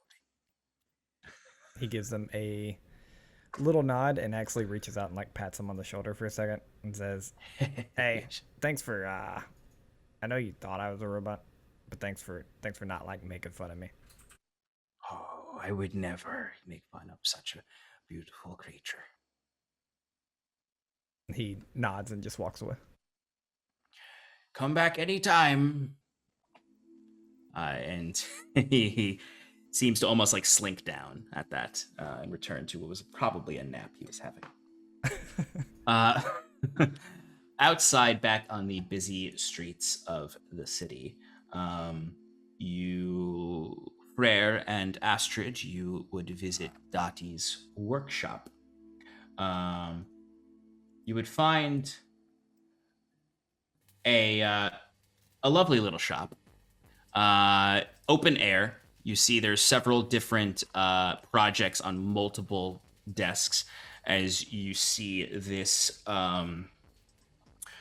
she's younger than you, Astrid, and she is quite short. She looks like she's probably a halfling of halfling descent, and she has this light green skin, almost like an orc, and little tiny protruding tusks that are almost baby tusks. And she's got a speaker blasting in her workshop, and she's running from table to table, doing new things at each table, before she kind of looks and turns and sees you, and like almost like super speed comes rushing up to you. You feel the wind hit you as you can look down and see these like magnificent mechanized boots, and an exoskeleton across the legs. It's like, oh, hi, are you here for goods and services? Sorry, I'm a little flustered. It's a busy day. here. This is my kind of place. Yes, Director Hirsch sent us. Good. Did they give you some chips to spend? What are you looking for? Yes. What kind of firepower do you have? Oh, honey, I've got all kinds of firepower here, all sorts of things. What are you in the market for? I think, and she'll kind of like look at the chips that the director gave you. Okay, we could do a little bit with this. If you've got a little more or anything to trade, we can up the firepower. But with this, I think we could do nicely with a solar pistol. And you see, she's kind of moved beyond. Like she didn't even wait for you to respond. She's just talking about her inventions now. Yep. And you I see, immediately love her. she takes it out of a holster at her hip, and you see she sort of like spins it around and throws it in the air and catches it. It's like, now this here, and you can see it's a very, very sleek pistol blaster-like shape with the similar black shimmer to the metal like flicker. You can figure it's a similar technology that utilizes solar power to turn into some kind of projectile. And you see she spins it around and points it at a pan that is hanging from one of her shelves, fires it off. And it's very quiet at like there's no like big bang like a normal gun. It just sort of beams out with just like a little like almost sizzling sound, and then you can see it just sort of, and then there's a burning hole through the pan. Yeah, I think I could part with this for you with those chips. Well, that will do Careful, very though. nicely. Careful though, it's got a bite if you mess it up. So I know my way around technology. There's alrighty. no problem there. And how about you, my friend here? Hello. See your eyes darting around. Anything special you catching your eyes? What is the music is? I'm guessing it's metal. Yeah, a little bit. Yeah. Yeah. Cool. Yeah. Freya has been enjoying that. This is I enjoy the beats. I require something user friendly. Oh, okay. Something that's going to do the job for you. Assist me in doing the job, but I don't want something that bites me back. Firepower is not your thing then. What we're going to get for you is She pulls the gun from her augmentations. waist and goes like, I have firepower. Oh, yeah. Okay. Well, then what I think you're looking for here is some augmentations. Now, I don't think you've got time. I heard that your mission's coming up short, so we can't do any kind of bio-augmentations, unfortunately, although if you're interested in those later on. I don't want to know, mess but, with my internal equilibrium. Okay. Well, I do know a good doc if you're interested. But as far as exo augmentation, and she kind of like stomps her feet a little bit, as you can see the exosuit on her legs. I can supply you with something similar to this. Make you jump 3 times higher, make you lift up an elephant if you want, and pack a bit more of a punch if you're up close. What is to those an enemies. elephant? There's something. That's a good question. You know what? I also have never seen an elephant, but I have heard of them. It just came with the description. Really know. It sounds they're huge. Well, that's all I really know is that they're big. I've heard they've got them on the core drifts. I heard it's terrible. I don't know what they look like, but I heard that they're like, they make them give rides to people at fairs and stuff. It's terrible, dreadful. But if you have this exoskeleton on, you can lift them up. How about that? That seems particularly useful. Absolutely. I hope there are many elephants for me to lift. There will be. She says to plenty of Astrid. elephants where you're going. And Dottie will fit you with an exosuit. Shows you how to push the button to make it work, and you're good to go with your exosuit. Can I? Oh, sorry. Go ahead. I was like, I turn to Astrid, I press the button, and I say, "May I?" Go for it. And I lift Astrid, and I'm impressed at how little she weighs. Oh yeah, it's light as a feather. That is impressive. How? Actually, How? I'm gonna have you actually roll me a d20 real quick. Oh no! Don't drop me. That is a 7. Uh-oh. 7. It's gonna drop me. That's exactly what I wanted. So difficult decision. So Astrid is so light with these that two things happen, or you get to choose what happens. Either you throw Astrid in the air at top speed with this exosuit, or you essentially try to catch yourself from throwing her, but end up giving her a bit of a squeeze. I think it would be the second. Like, I go to do it, realize that, oh shit, this is actually making me a lot stronger than I thought. Elephants must be huge. And I go, no. And Astrid, we are eye to eye as we're beginning this, and you see very rapidly Freya's eyes just go enormous, like, oh no, this is too fast. And I squeeze you a little bit, like you go up, and then I grab you and pull you back down, and I'm like, I am sorry. This is very, very strong. It's very strong. How does it work? What is the technology in this? Oh, well, you see, it's, and then she goes into a whole description of how it works. Yeah. No, Sean, I want the details. All the details. Give me the deets.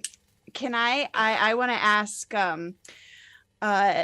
what are you looking for a trade? For something a little more. Oh, what do you got? Trade. Well, okay, so she starts emptying her pockets and she pulls out like a million different fidgets because she just always likes to have something in her hand and she's constantly playing with one. But she takes out this little circular golden, looks like a pocket watch. And it is, but it also doubles as a compass. And this was a invention that she had been working on for a long time, and she's very proud of it if she does say so herself. Or I'm very proud of it if I do say so myself. Okay. So I'll just hold that. Okay. Is this one of your items? I don't know. No, I just made it up. Or is this a role play thing? Cool. I'm just checking. It's a role play thing. Okay, cool. All right. So it's interesting. So like as you're talking to Dottie, like every now and then, if you take too long in your explanations, she like darts away with her super boots to work on a project, and then kind of like turns back when she thinks you're ready and comes back. Totally doesn't bother me because I do the same exact thing. All right. This is an interesting little invention. Okay. All right. Do you got a little more? What more do you want? Oh, do you got anything unique? I mean, this is unique. I love that. This. Was pretty unique. I made it. I made that. Love this for you. But do you have anything else, perhaps? Well, I don't have it with me. Pretty nice hat you got there. No, I'm sorry. You cannot have the hat. You feel the hat like fluttering a little. The brim of the hat flutters a little. Nope. And I hold it down. Nope. I worked very hard for this hat. You cannot have this hat. I'm sorry. Okay. All right. I did just make a scaled model of a cloud ship. I could make you another one when we got back. That is something you'd be interested in. As an apology for nearly throwing you, you could have my hat. Oh. Very sweet. That's very sweet. I like that. Very sweet. I like that a lot. Freya, give me a d20 roll. 13. I love it. I love it. I will accept this offering of this hat and all of your goods here, your fidgets and your lovely, lovely compass. Oh, I wasn't giving her the fidgets. I was just emptying my pockets. I mean, that was just, I was emptying it to get to. Well, she was busy working on a project and she thinks everything on the table is for her. Well, I'm going to put as many back in my pockets as I can before. And you see she equally races after and grabs fidgets. And she sort of like holds all the goods that you gave her. Holds a hand out for the hat.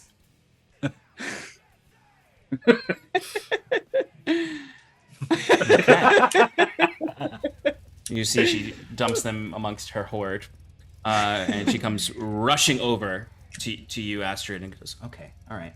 Let me see that solar pistol I gave you."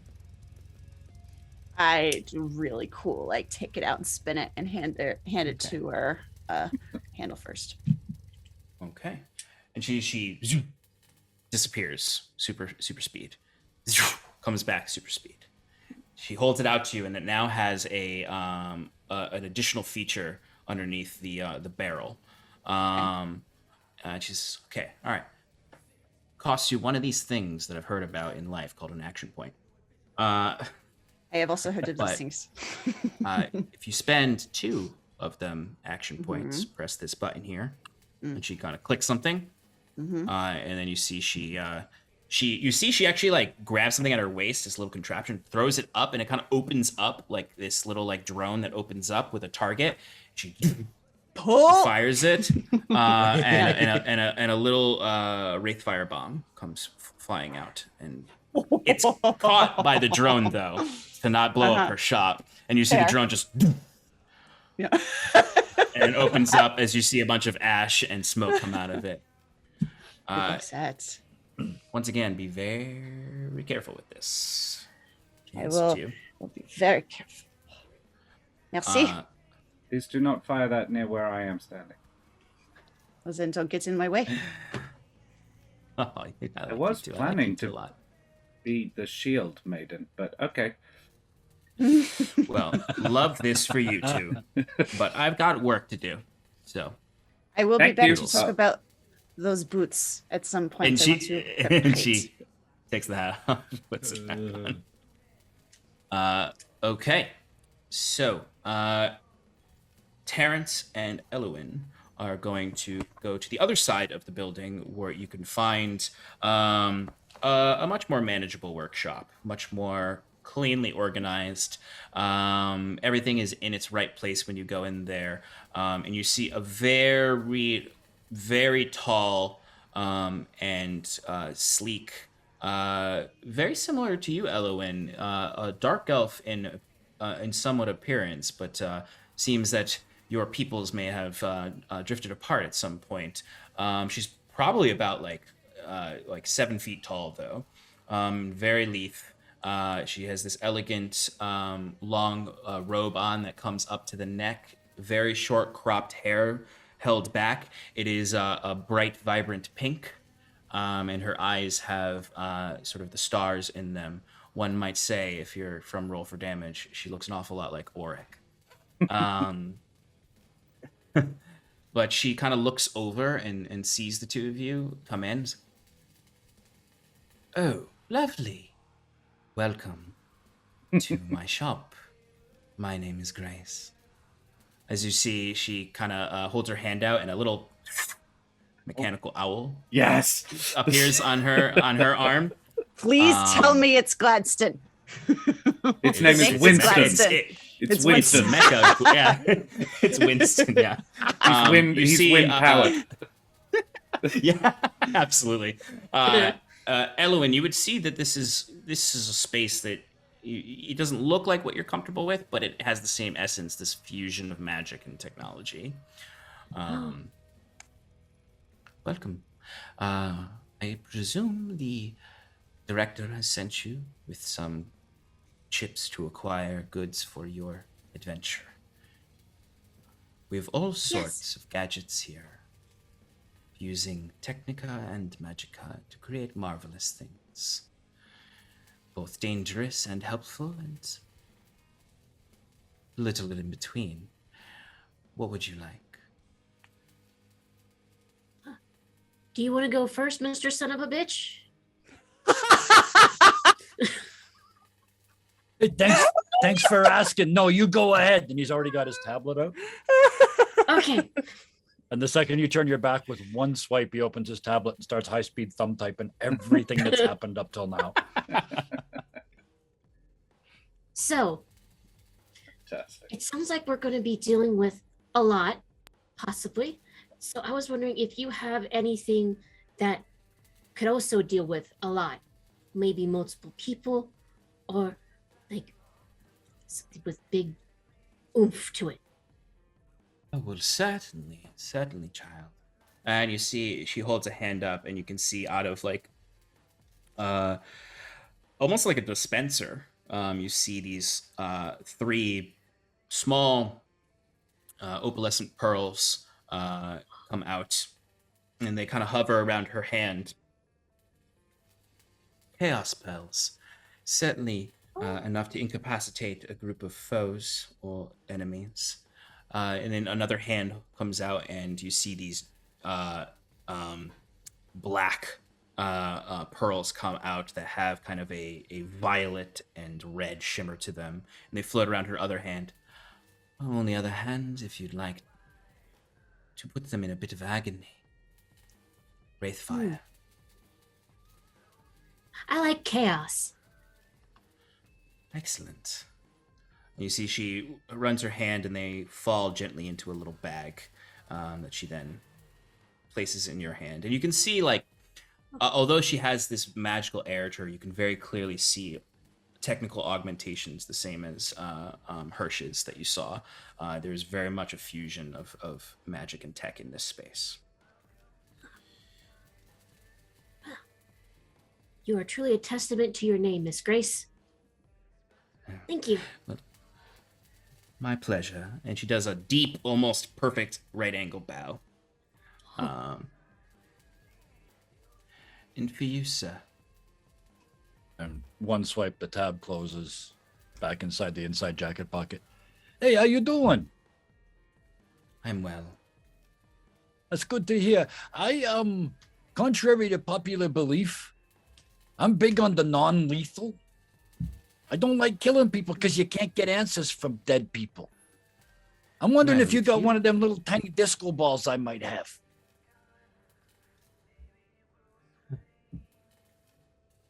And she whistles, and wind flutters off and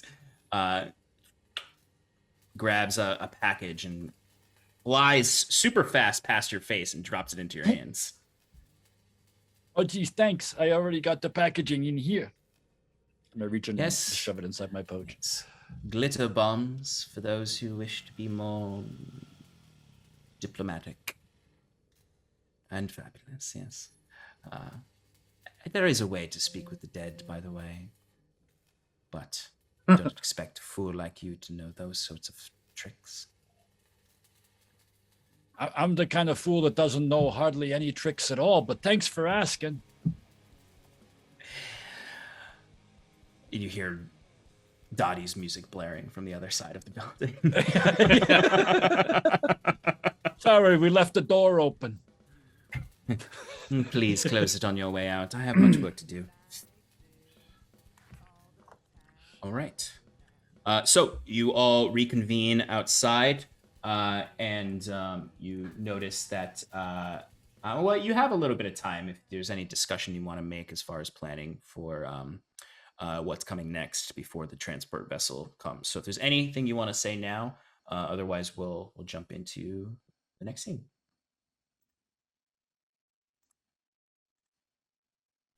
Yeah, for now I'm good. Yeah, just processing. Excellent. All right, so a transport vessel comes easily enough that you can all hop on into, and if you wish, Freyr, you can pilot it or help pilot it, and it'll take you across Hestia. I think Freya would pilot it. I think, yeah, she would almost just assume that was what she was supposed to do, and like observe that there is a crew, but would just take the steering position, would take the helm basically as a matter of course, and look mildly confused if anybody else was like, "Oh, I was doing that." Okay. Oh yeah, there's absolutely like a straight up pilot who's like, "Oh," and then like they just like see you just like pressing all the buttons and knowing exactly what to do, and they're just like, Yeah. Okay, I'll go check. Just Thank fade you. away. The vistas across Hestia's countryside sparkle with the dim sunset painting the world in violet and peach light. Vibrant fields run into a thick plumage of fir and pine, with trickle with little streams racing to the lilac lake, and the canals of Corvolt in the distance, as it is getting a little dark. Sunsets early here in Hestia, but you can see kind of the bright lights of Corvolt, the main capital, one might say, of Hestia. A little bit bigger than Lacuna Reef, but a lot less industrial. It's a beacon of life amongst the bones of ancient skyscrapers, hollow windowed gravestones piercing the glitter of Lilac Lake, remnants of a time long forgotten. It begins to rain against the windshields of the transport vessel as a storm has come overhead, but it lands smoothly enough by our lovely Frere, just where the edge of Hestia ends and the no-go begins. You take a few steps out as the pilot takes their seat back, and you can see one of the agents comes out and just checks in with you. We're going to head out here now. If you need us, call Flicker. And you see coming out of the ship is the little happy drone that hovers around you. And if you're too deep in, we're not going to be able to come get you, but if you're clearing out the Jester's Common and it's clear enough, we can come in and get you. It's about a couple hours hike. Follow the water and you'll find it. And then they all rush in and goes fluttering off. What you see around you is a thick forest, intermingled with remnants of a long-forgotten society. There's spaces, if you walk, you might hit your foot on an old car or an old disabled mech. Ruins, sort of foundations of buildings and homes and what was once a small town that rested in these parts before the world ripped asunder. What would you like to do?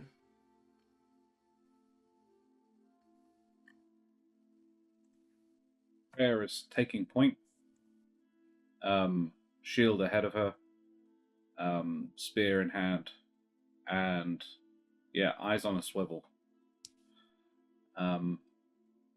But in regular communication with, like, she's leading the way, but only physically. Wanting advice on where to actually go, and then proceeding in that direction ahead of everybody else. Absolutely. Why don't we get a... Ooh, no, go ahead. go. Nope, Nope, that's go fine. ahead. Go ahead. I was just No, going to you say, go. let me get Okay. a marching order, but while Okay. you're giving me that, you can let me know what you're doing. So we got Frere, who's on point, but keeping communication. I imagine you'd be a little up front, Frere, but kind of depending on someone else to guide you a little. Yeah, possibly Flicker. Yeah, Flicker would probably be the one really leading you. But Sazix is asking his GPS. there's always that. But Flicker is, Flicker, you can even see, like, Flicker, like, shoots a scan out, and you can see kind of like a path ahead of Flicker that you can follow. All right, so Frere, we got Flicker, Frere. I'll be Who's next, and I want to be like looking for just junk, essentially, just pieces of tech, keeping an eye out for all that old stuff that the director warned us about. Yeah, absolutely. Okay.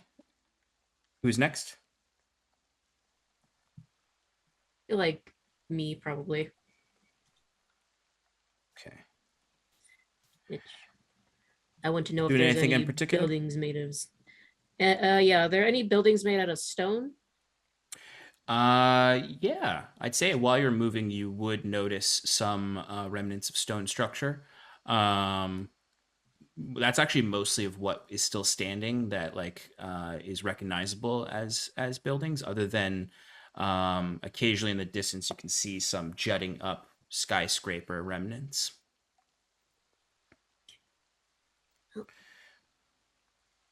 if we want to stop for a moment, I could learn a little bit about the area that we're in. If you want to know about any activity that's happening. Yeah, prayer immediately comes to a complete stop. You see Flicker kind of takes a U-turn and looks back at you all and doesn't say anything, just sort of hovers waiting for you, like an NPC in a fetch quest. I will go to one of the stone-like buildings with like the leftover stuff, and I'm going to use Memories of Stone, where I can channel the ancient wisdom of a stone monument and learn important information about around here. Love it. Okay. Describe for me what this looks like when you use this this skill. She goes over and she kneels down, like placing her hand upon it. And as she kind of just focuses on it all, there are roots and grass that kind of like slowly rise up from the ground around her. But at the same time, with the old technology that is around, they suddenly like kind of flicker with a little bit of electricity and just like almost as if they would be powering up again, but then they don't. They just go back down as she just recalls back information that flashes through her eyes. Love it. Absolutely. And what describe for me again what the skill gives you for information wise? You channel the ancient wisdom of a stone monument, learning important information about your world. So I'm just kind of assuming like the general area I could learn about. Yeah, absolutely. I love it. So in my mind, the way this like manifests for you, Elowen, as the vines and roots start to scintillate with the kind of electrical spark that then goes up. Imagine for you, only you really see this, but essentially like hologrammed scan shoots out across this area. It's very similar to in the beginning of Guardians of the Galaxy 1, where it shows this whole region as it would have been many years ago, live with activity. You see people. It's a beautiful neighborhood community as you see people moving to and fro. There's no forest here, but with the forest cleared, though, you can clearly see in this sort of map of this ghost of what was once here, a tall Ferris wheel in the distance, in a particular direction, which would indicate towards where Jester's Common is, which was hinted at being sort of this carnival space. But then the whole thing kind of like scrambles for a moment, and you see it's a scan of the current area over, superimposed over its own trees and rock and root and ruin. And you can see lit up in the distance in several spaces are just these little balls of light that float like wisps. Doesn't necessarily indicate if they're hostile or not. They're a presence. Okay. I can sense the direction of the carnival area, but I can also sense the presence of several beings or creations around.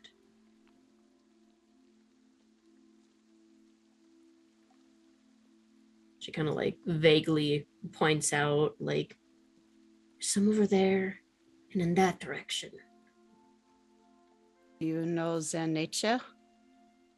No, I just know that they are active. They are living or in power. Upon this explanation, you guys watch the doctor's gem in his forehead glow for a second as he activates his death sense. And that allows me to sense whether any spirit creatures are nearby. And I'm going to go ahead and spend 1 AP that allows me to extend my vision to see them. Perfect. Yeah, absolutely. So you get the immediate sense that these lights that Elowin describes do register for you with this ability. And as you use the AP, you suddenly can see lighting up little auras throughout the forest. What you can see is that there are dozens of them throughout the forest. And they seem to largely be in the forest, though. So, like, beyond, you can't really see. There's a clear patch where there aren't any of them, which you would presume is where the carnival space is, that Elowin pointed out. But this forest is littered with these lights. They do have a spiritual essence to them. Gotcha. He relays that and he's like, yeah, they seem to be sticking to the forest. I think they don't really like the carnival. Not sure what that means, but I can see them. They're out there. So we should just be aware.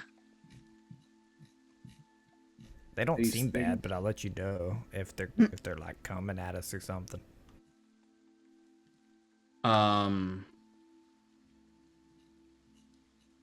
Elowin, there's one other kind of consistent life force that you recognize. There are these sort of frog-like shapes that they're large. They're probably they're frogs, but they're the size, or toads really. They're like the size of like a cow. They're very, very large, and Oh. they're interspersed throughout this area. There are bovine phibians around. Nice. You did what I was trying to do in my head. Yeah. I got to frowse. But with this sense, you can carefully avoid these creatures as you step, because you are going to have to go through the forest itself to get to Jester's Common. I have a question. Yes. We are here to greet things with extreme prejudice, yes? Dangerous things. Well, if they are dangerous, then we should be meeting them, and if they are not dangerous, then we should not be worried about them. So avoiding them, one way or the other, would seem to be not the point.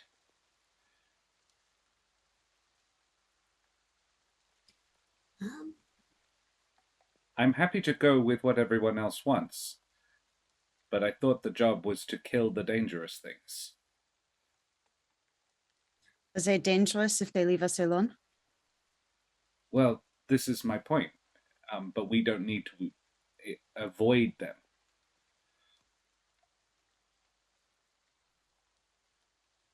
Terrence you is just wanna patting his pockets and listening to this. Looks up. So how about we just go to the common thing first and find out what's happening there, and then at least then there's a safe place they can come and get us. Do you ever get that terrible feeling you forgot something important? He's just patting pockets as he follows you guys along. He's And you patting see- and looking down, but he's actually paying intense attention to the area around him. But I can't see any of that magic stuff. So. Yeah.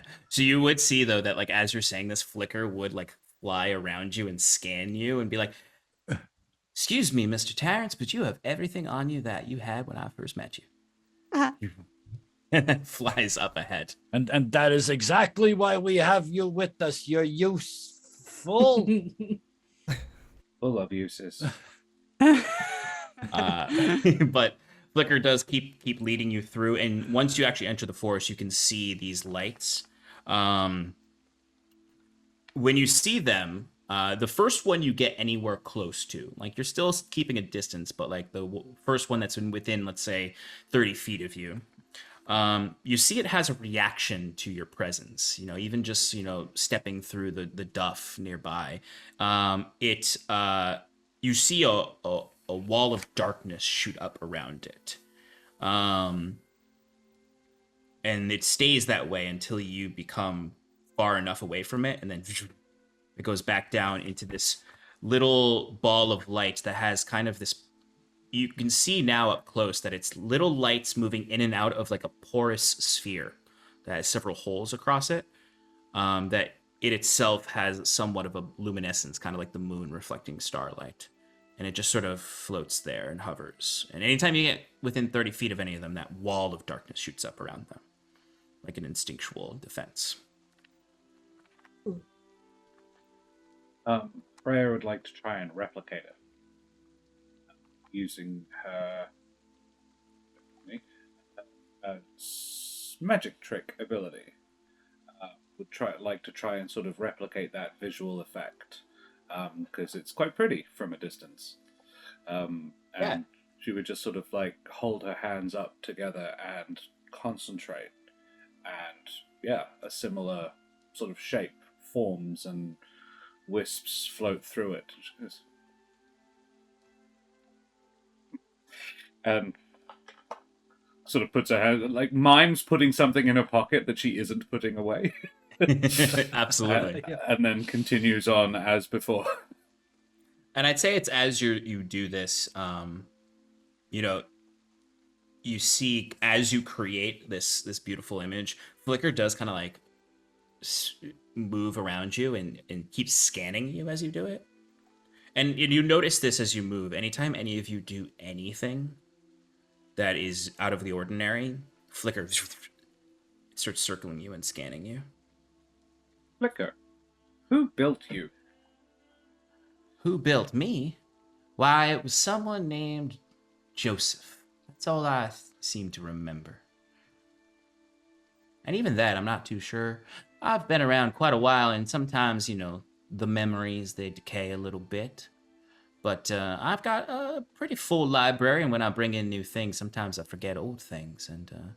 But all I remember is his name was Joseph.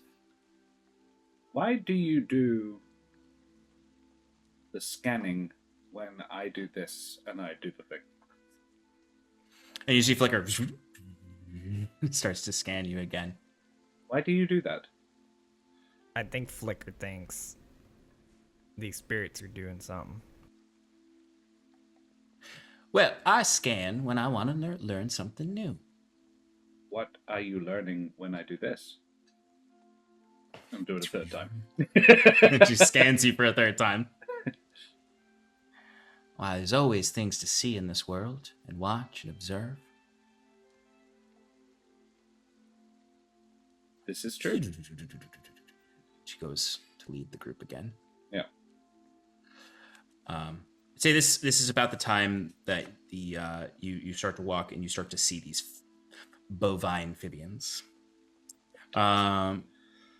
You see these massive tree stumps that are rotted and hollowed out and filled with these bright orange fungi that litter the whole thing. But inside the rotted core of these tree trunks that are so big, they can fit these cattle-sized toads that just sort of sit in these tree stumps comfortably, like a little throne.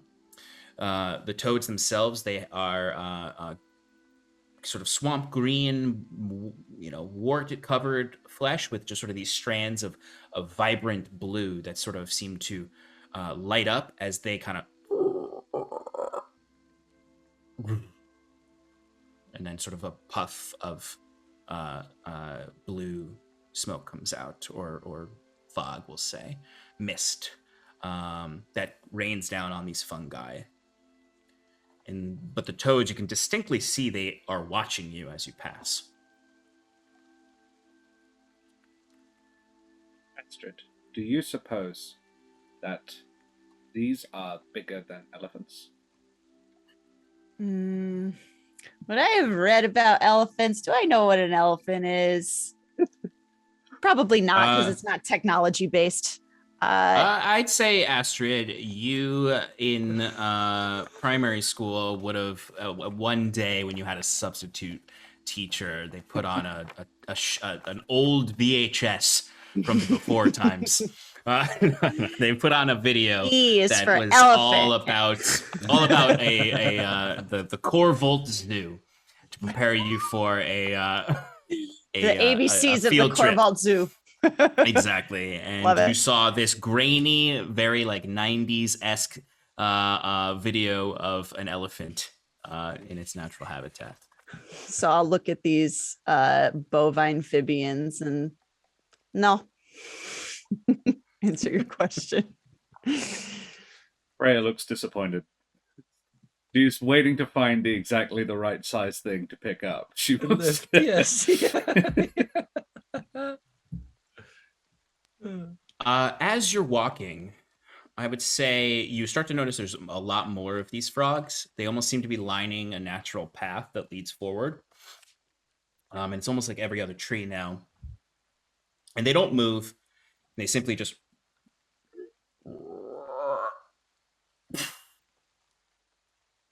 but as you pass them, they keep watching you, and This mist that they're emitting, is it getting all the way to the trail? Or can we walk avoiding that as well? yeah, you can avoid the mist because it seems like the mist is primarily affecting the tree stumps that they're sitting in. Okay. But Astrid, Yeah. You hear a voice in your head. A voice in my head. Uh-oh. Okay. That just says, "What are you doing in our forest?" I'm really about to do this.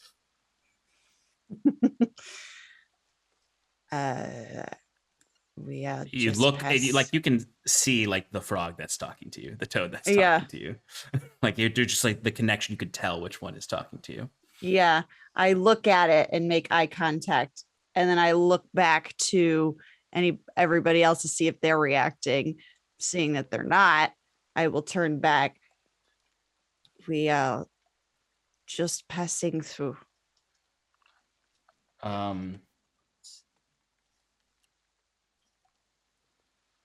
The doctor, you then hear a voice in your head from a particular toad. "We don't like intruders in our forest."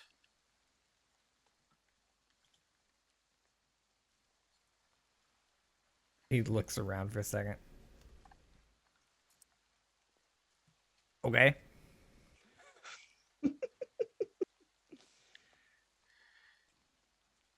And now you all hear in your head simultaneously like the unified voice of all these frogs. Oh God.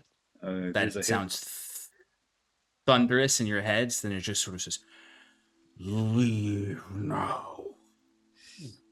Yep. We are leaving. We are leaving. Let's move a little faster. Yes.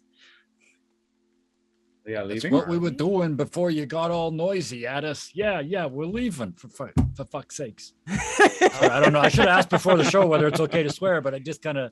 Don't worry, we're all You're good. good. You're good. Okay, just making sure. F's are fine, just don't loot to the seas. Gotcha. Yeah. Yeah. Excellent. The same rules I have. Yeah. The doctor's like gathering his gear just in case people are leaving, but like as he's doing it, he goes, "But isn't our job to clear it?" We weren't supposed to kill the creatures. They were very clear about that. Yes, but they said if it was a threat. Does this look like a threat to you? You all hear in your heads Freya's voice now saying, "I think these ones are only a threat if we want them to be a threat. This is a gray area." But what if Exactly. what if a lot of other people come through here and the frogs want them to be a threat? I would Do you want to suggest fight that's the those other frogs? people's problems. You see that All right, let's leave. all the toads simultaneously, and you see the dust shoots out into the entirety of the space. And I need everyone to roll me a d20. Yeah. Oh, glory to the hypno toad. Hey. It's less satisfying right. than D&D, where it's like 18, as long as it's over a 10. Right. Yeah, I know. That is the first real die I have rolled in an RPG in over 3 years. Wow. I play exclusively virtual for that length of time. Sort of sorry for you. All right, Frere, what'd you get? Virtual does the math for you. Yeah, 18. Okay. Terrence, what'd you get? Oh, 17. Sorry. Astrid, Forgot who what'd I you was get? for a second there. 16. 10. 10. Mm. Difficult choice for Don't you. say it like that. Well, that's the thing. That's the thing I do actually love about this system, though, is that when you do not succeed, it's Oh, you interesting. can tell. Yeah, levels. Eloin, what'd you get? I got a 9. Oh no. And the doctor, what'd you get? Speaking of not succeeding, I got a 5. Yikes. Ooh, okay, so you Yikes. just don't succeed. All right. Question. So, Does the doctor breathe? oh, that's a good point, actually. I attempted to make him to like not break any mechanics. Like I want him to have to sustain himself somehow, and like like whether if it doesn't affect him by breathing, it affects his magic somehow. Like basically, I don't want him to be like, oh, he can go underwater and stay there forever. Like, Fair enough. Okay. So then, in that case, I will personalize the effects. Then, so Astrid, your difficult choice. Okay. You either fall unconscious,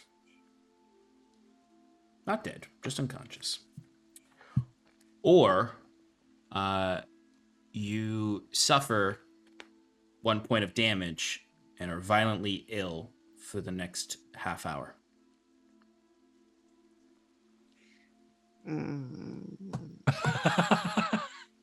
This is a difficult choice indeed. Next question, can Waffles vomit? Yeah.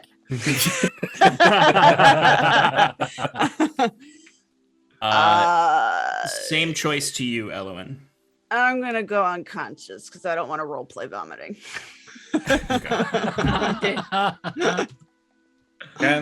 Can as Thora Moreau falls unconscious, can Freya just sort of scoop her up and sort of pick her like catch her? Like, Yeah, I'll allow that.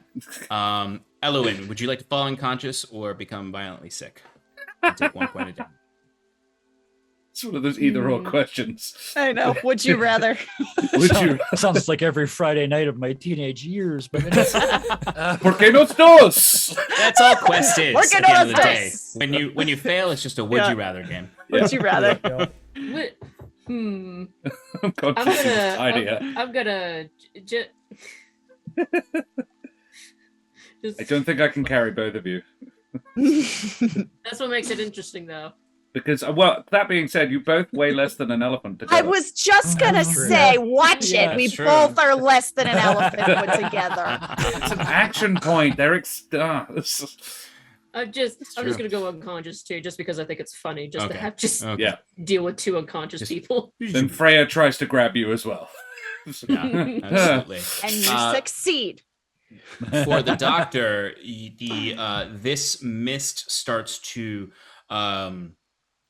malfunction your crystal, and you notice you like feel a swoop of pain through your body, as if almost like you have nerves, even though you don't. It's just sort of like as if it pulses through every nerve in your body of pain, and you look at the bones, that your typical sleek white bones, and you see them decay just a little bit, and you take 2 points of damage. all right.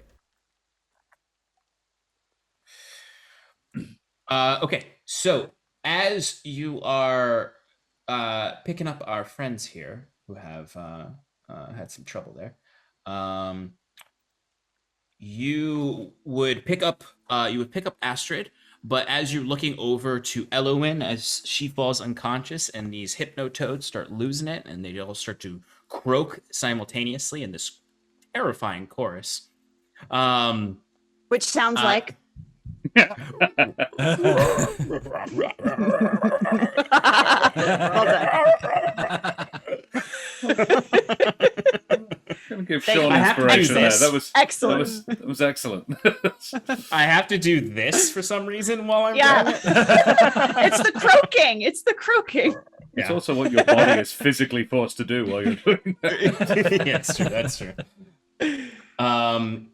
But as you're doing this, you would see someone come like darting out of the woods. You see they're wearing a long beige and orange poncho, protecting them from the rain. They have a pretty hefty backpack on. They're quite large themselves. They're probably about 6 feet tall. You can see they have a hood on and they have a mask on, a sort of a gas mask on to protect from this as they come darting in, and they lift up Eloin and they look to all of you and just gonna give you a this way as they come running. They go running out of the space. Pull my low slung t-shirt up over my nose and follow at speed, not even looking back to see if anybody else is coming. Absolutely. Doctor pulls it. I fireman carry Astrid out of there. The doctor Thanks. pulls his cowl over his gym and runs. Nice. So as you rush out, you kind of like it's a harried run where you kind of like are, because the mist doesn't really go away for a while and it spreads out quite far in this kind of unified blast. So you're just kind of running, covering your face. There's branches thwacking against you. There's things breaking around you as you're following this mysterious person holding Eloin before you they kind of collapse out of the woods into this space. And they plop Eloin down. You can see them breathing really heavily. And what you see here is this overgrown faded graffiti covered abandoned carnival before you all. That's quite large too. And you can see that towering Ferris wheel in the center that was Eloin's key. That is surprisingly stayed up. You see this person's just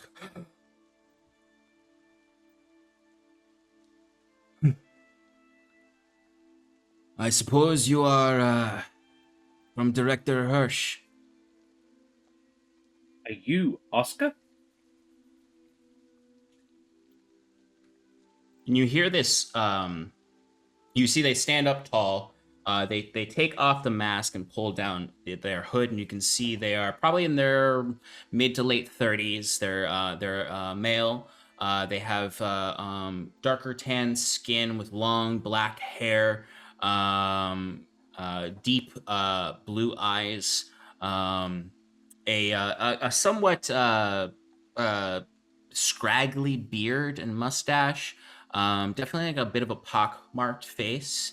Very large. They've got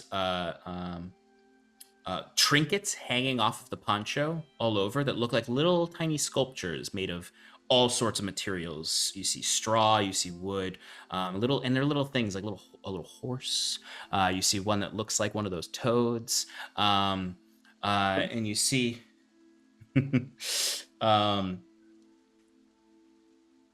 They look at you and they kind of smirk, and you see the bag rustles that's on their back, and you see a little corgi head pop out Oh, that has a collar that has this contraption on it, and you hear this robotic female voice. no. I'm Oscar, actually. Oh my God. Hey, how you doing? And I think that's where we're gonna end tonight's session. Hey. That was so good. Why am I unconscious for this? As wow. you meet your contact in Jester's Common in the No-No-Go, my is where God. we are going to end tonight. But I'd like to go through with everyone and just get a favorite moment from tonight. I don't know, let's just do a favorite moment from the night, and then we'll say our goodbyes, and we'll raid someone, and we'll have a good night. So let's start with Kelsey. What was your favorite part tonight? Do I just choose a part from like the whole game, or do I do one for everyone? Still, like, We could do one for everyone if we want to do that. People, yeah, let's do that. Let's do it the normal way we do it. Yeah, okay. Nice. And So, it's always fun. It's my favorite part, honestly. mhm. So for I'm suddenly blanking on the name. Frere, is it? Is that?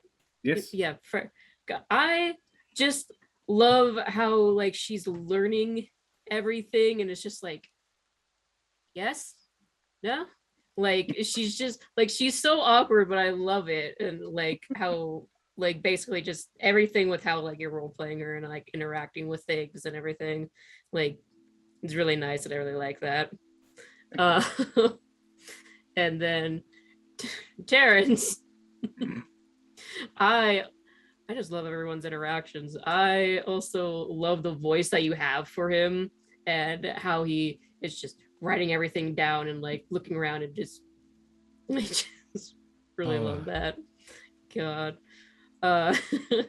And for Astrid, I really love the witch hat, that little, I guess, yeah, and like how you kept that and like would not trade that. So I'm glad. I did not want you to lose that witch hat, even for the May or gun. may not have one on the way from Amazon.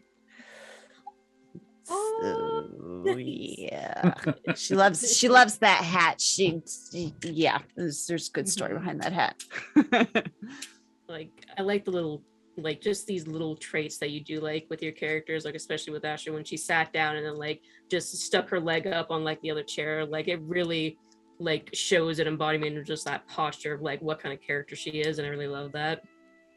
And then for the doctor, I am just so curious about this thing.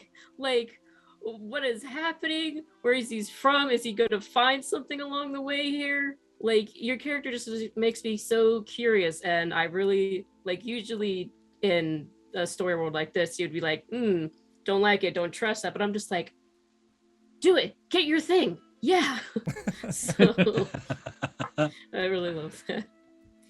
And I just love all these characters that you're playing, Sean, like especially with your self-insert. I'm sorry, but I love just this self-serving is I just love everything and interacting with this world. So yeah. That's all I can say. You're muted, guide. I'm very bad at that. I mute my time. Why you have us? Thank you, Kelsey. Josh, why don't you go next? Right. Well, I'm going to give Kelsey one first, actually. I love Mr. Son of a Bitch. You took mine! That was solid work. Solid work right there. I was like, beat me to the punch. I love that. Yeah. Yes. I wasn't going to do that, but I had something similar planned for Astrid, and I did drop it in later. Yeah, really enjoyed that. I enjoyed the, but this is a Sean and Shannon one, the fidgets. And the argument over the fidgets was excellent. Really enjoyed that. Very characterful for both of you, and like Sean's NPCs are delightful. But yeah, I really enjoyed that. Always. For Terrence, it was the I'm really enjoying the fact that he is fully aware that nobody likes him or even respects him very much. And like I adore it when somebody builds characters that are so deeply flawed. I was just like, I want to know exactly what he did because he sounds awful. And I'm keen to learn more about this. And Zazix, similar deal actually. Hats off to somebody who is like, no. You had an out there, and I'm like, no, he doesn't breathe. It's all good. And you're like, no. Hit me up. What happens? I want to know. I really enjoy people who don't take the out. who go with it, and I'm like, yeah, no, I might be a skeleton, but this gas can still hurt me. Let's do it. Yeah, props to that. That was really cool. Absolutely. Thank you, Josh. All right, Kevin, why don't you go next? Oh, this tonight was such a blast. I mean, I have played with none of you before, so it was like just completely fresh. I don't know this world. I don't know anything about it. So the whole thing, the whole night was one big highlight for me. But specifically, the innocence. I love these characters that have somehow gotten to this point in the world and still don't get that it's a piece of crap. Like they just don't under because this world is right in a lot of ways. Specifically, with everything else that's going on, your number one priority is finding an elephant to test this soup. Is just yes, that is Freya in a nutshell. I absolutely love it. Astrid, especially with the French accent. I just spent like 2.5 years playing a French Canadian bard. Who's got that same sort of "you can't touch me" attitude. It's spectacular. And actually, for me, the moment where I really understood Astrid was the sheer joy when you got the pistol and then got it back with the upgrade. And it's like there's almost this feral joy of I have the best toy. It's just, and I didn't even make it. Yes, and that was the absolute defining moment for Astrid for me. Elowen, it was really early. Hanging from the vines by your staff. Yeah, it was just cool. this person out of their time and place, right? What are you doing? You're this natural driven person in this city of failure and gloom. It was just like, wow, that's who that is. So thank you for that one very much. And Zazix, before we even started, it was in the intro. Zazix is one flip flop and one wrapped foot. He is an enigma wrapped in a riddle inside a confusion, right? I mean, he's just this.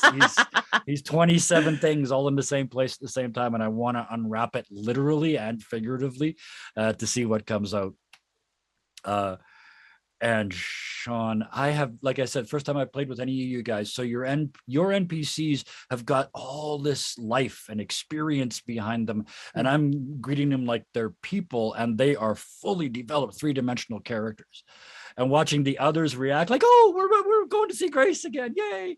It was a pleasure to come into your world. Thank you for bringing me in, and I loved every friggin' second of it. Thank you guys all so much. Awesome. Thank you so much. All right, Shannon. Okay. Say some nice things about people. Yeah, I love doing that. Let's see. Elwyn, I love your sense of wonder that you brought to your character. And it wasn't like, hi, I wonder at things. It was like just in the thing, like the character choices that you made. And they were subtle, but they were really powerful. Like, mwah, well done. Let's see. Frere. Similarly, I love the quest for the elephant.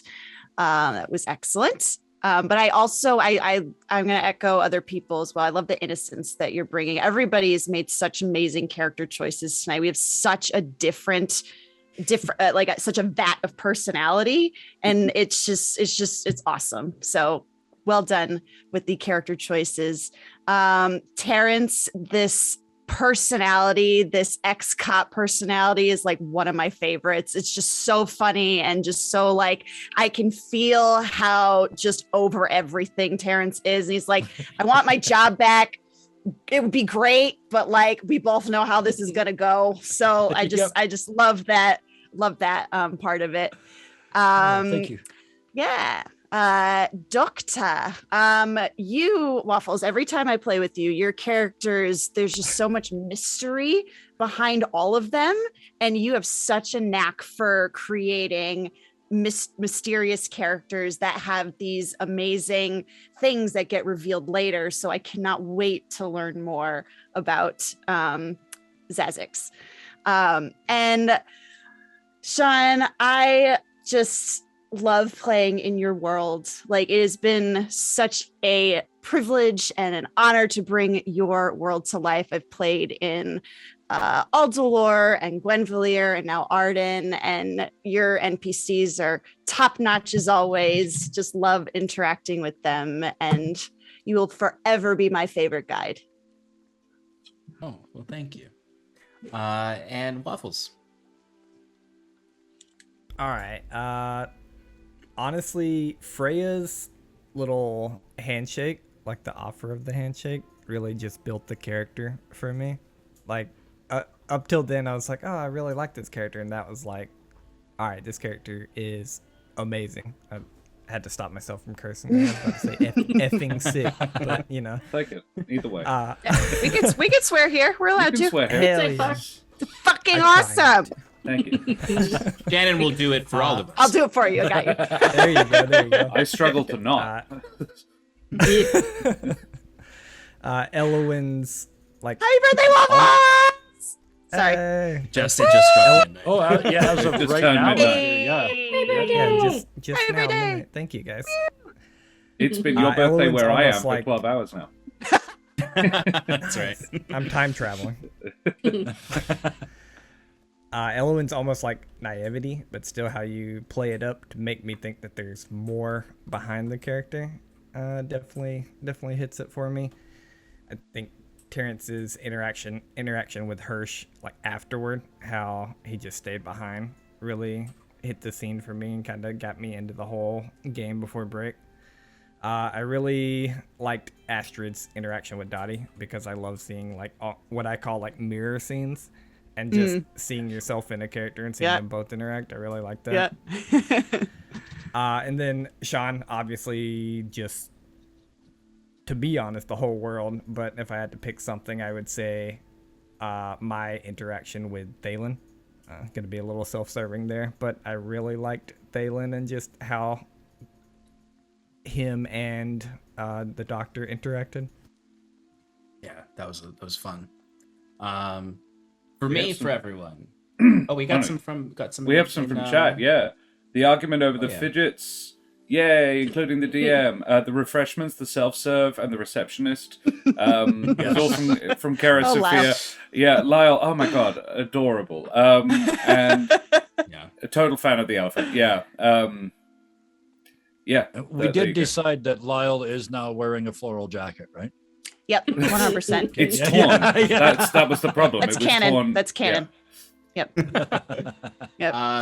For me, for everybody, for Elowen, I mean, I know you told me a little bit about the character before we got started, Kelsey, and I was super excited to see how they would interact with the world, and I love the way you're playing the character. I love the simultaneous, like, knowledgeable, like she like knows what's going on, but like is so fish. It's weird. It's like fish out of the water, but the fish, like, they've got something. They know something that's going on. They have a little bit of knowledge. They can live long enough out of the water to get back. And what I really love is and this is interesting because you knew you were going to be playing in a game with me before we decided on Quest, and I love the way, and for all of you really, the way you're converting what would be classically D&D or Pathfinder characters into Quest, which provides you with this freedom to make the racial structure as you wish.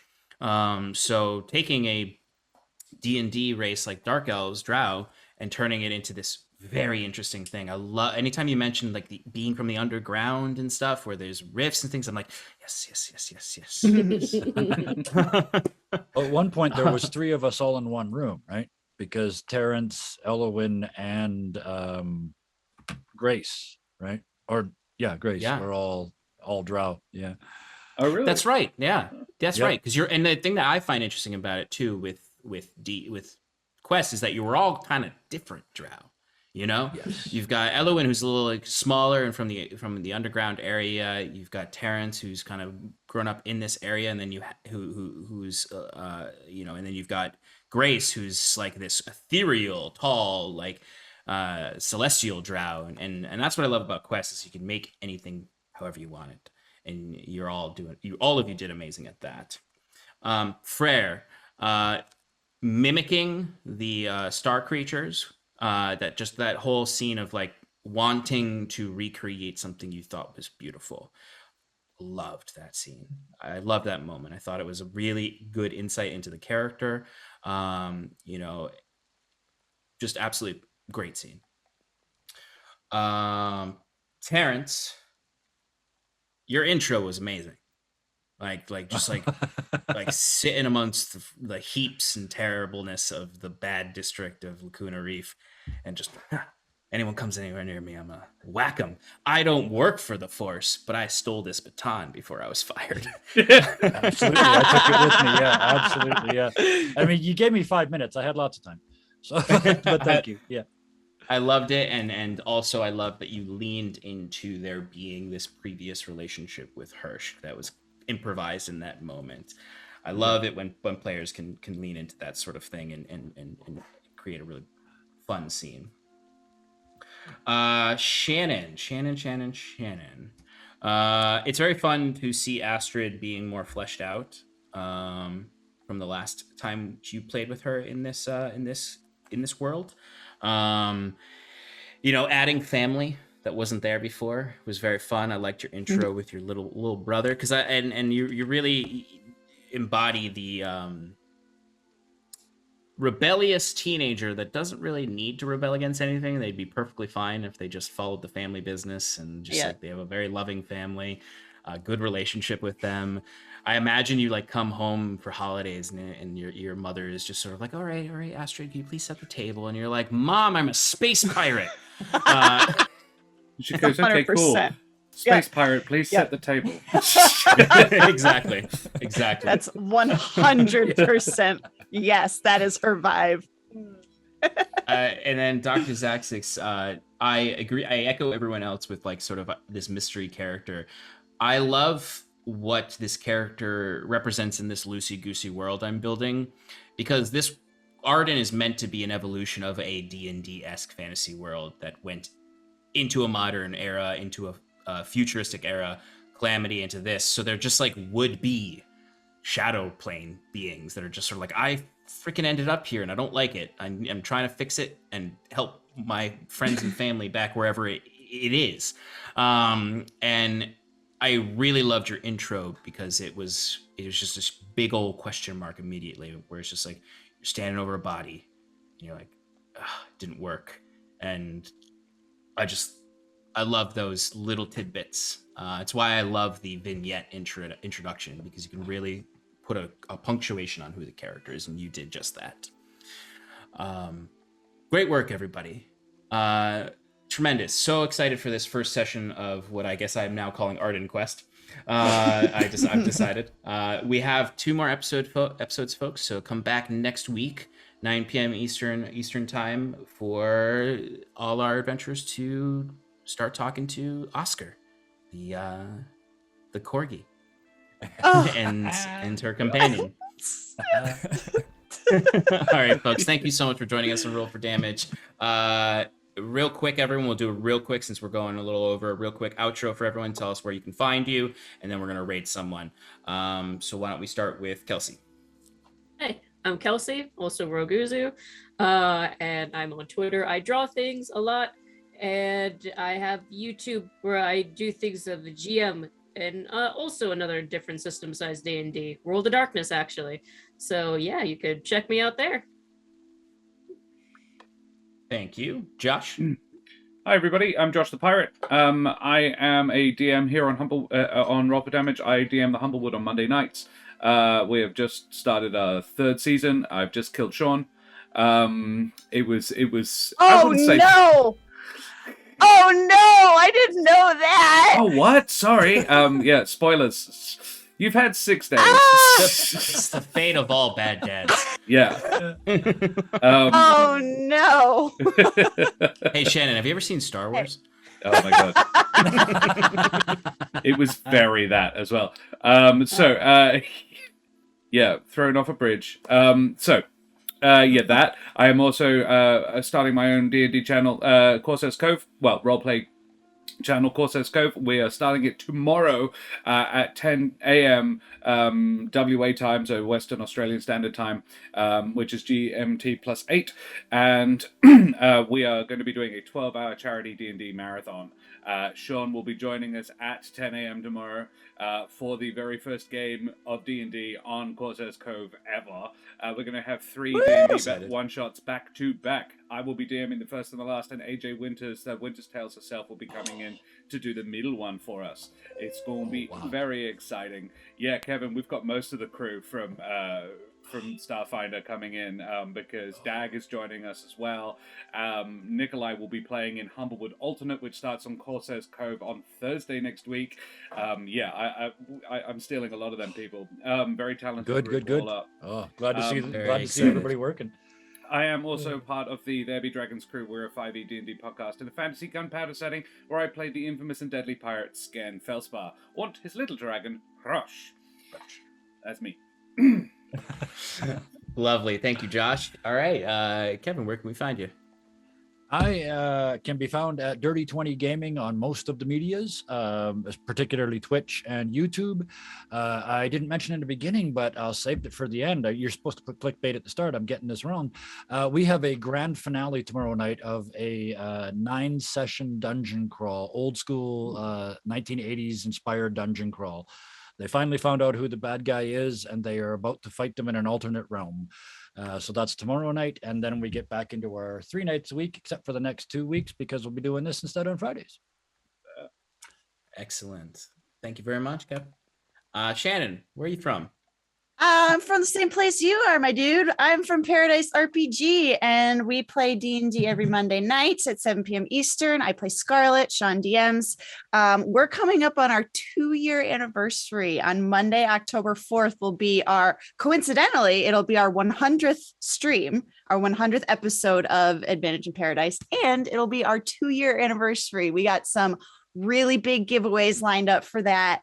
From our partners in Paradise. So we would love to have you over there. We've got some other programming that goes on there. Sean has a stream where he paints minis and does maps and talks about all of his lore and plays games.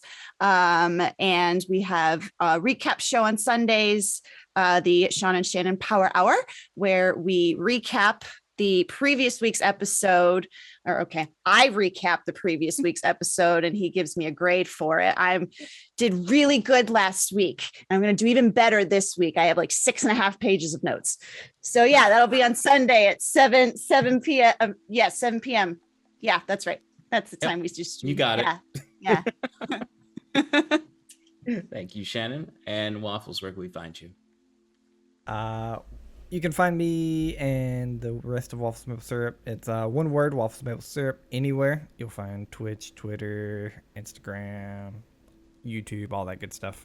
If anyone feels like waking up really quickly, like I am on my birthday, grab your coffee and what we're calling Saturday morning cartoons and come watch it's 9 a.m. Eastern, and it's a very high level 18 battle against the Tarrascan Tree Razor. They're basically these two very high CR25 entities are battling, which is going to end the world, and we have a party of 4 that is going to try to save the world from ending over at Official Paizo's Twitch. Hell yeah. Love that. Very exciting. I have been Sean, your guide, as well as Lyle and Hirsch, some Hypnotoads, Dottie. I've been a lot of folks tonight. But you can mostly find me at Paradise RPG, where I DM our flagship show, as Shannon said, and live out Lyle's dream by streaming myself painting miniatures. Getting some real traction with it now. Yep. And sometimes I'll play Valheim and games on that stream as well. Join us in Paradise, and also you can find Shannon and I here at Roll for Damage on Fridays during this time slot, normally for the Scales Above campaign, which is on a mid-season break. We'll be returning to that after this is over in a one-week break. So yeah, thank you so much for joining me and Arden for this Ardenquest game. We'll see you all next week, hopefully, and throughout. But now I think we're going to raid someone. Do we have someone to raid, Josh? Let's do it. Yes. We are going to raid Arden Elrond. Woo! is who I have decided. Let's Excellent. do that. So go ahead and give them our love over there from Roll for Damage and Yeah, all playing of our D&D. respective nerdy homes. Thanks, Stokes. Have a good night. We'll see you soon. Bye, everybody.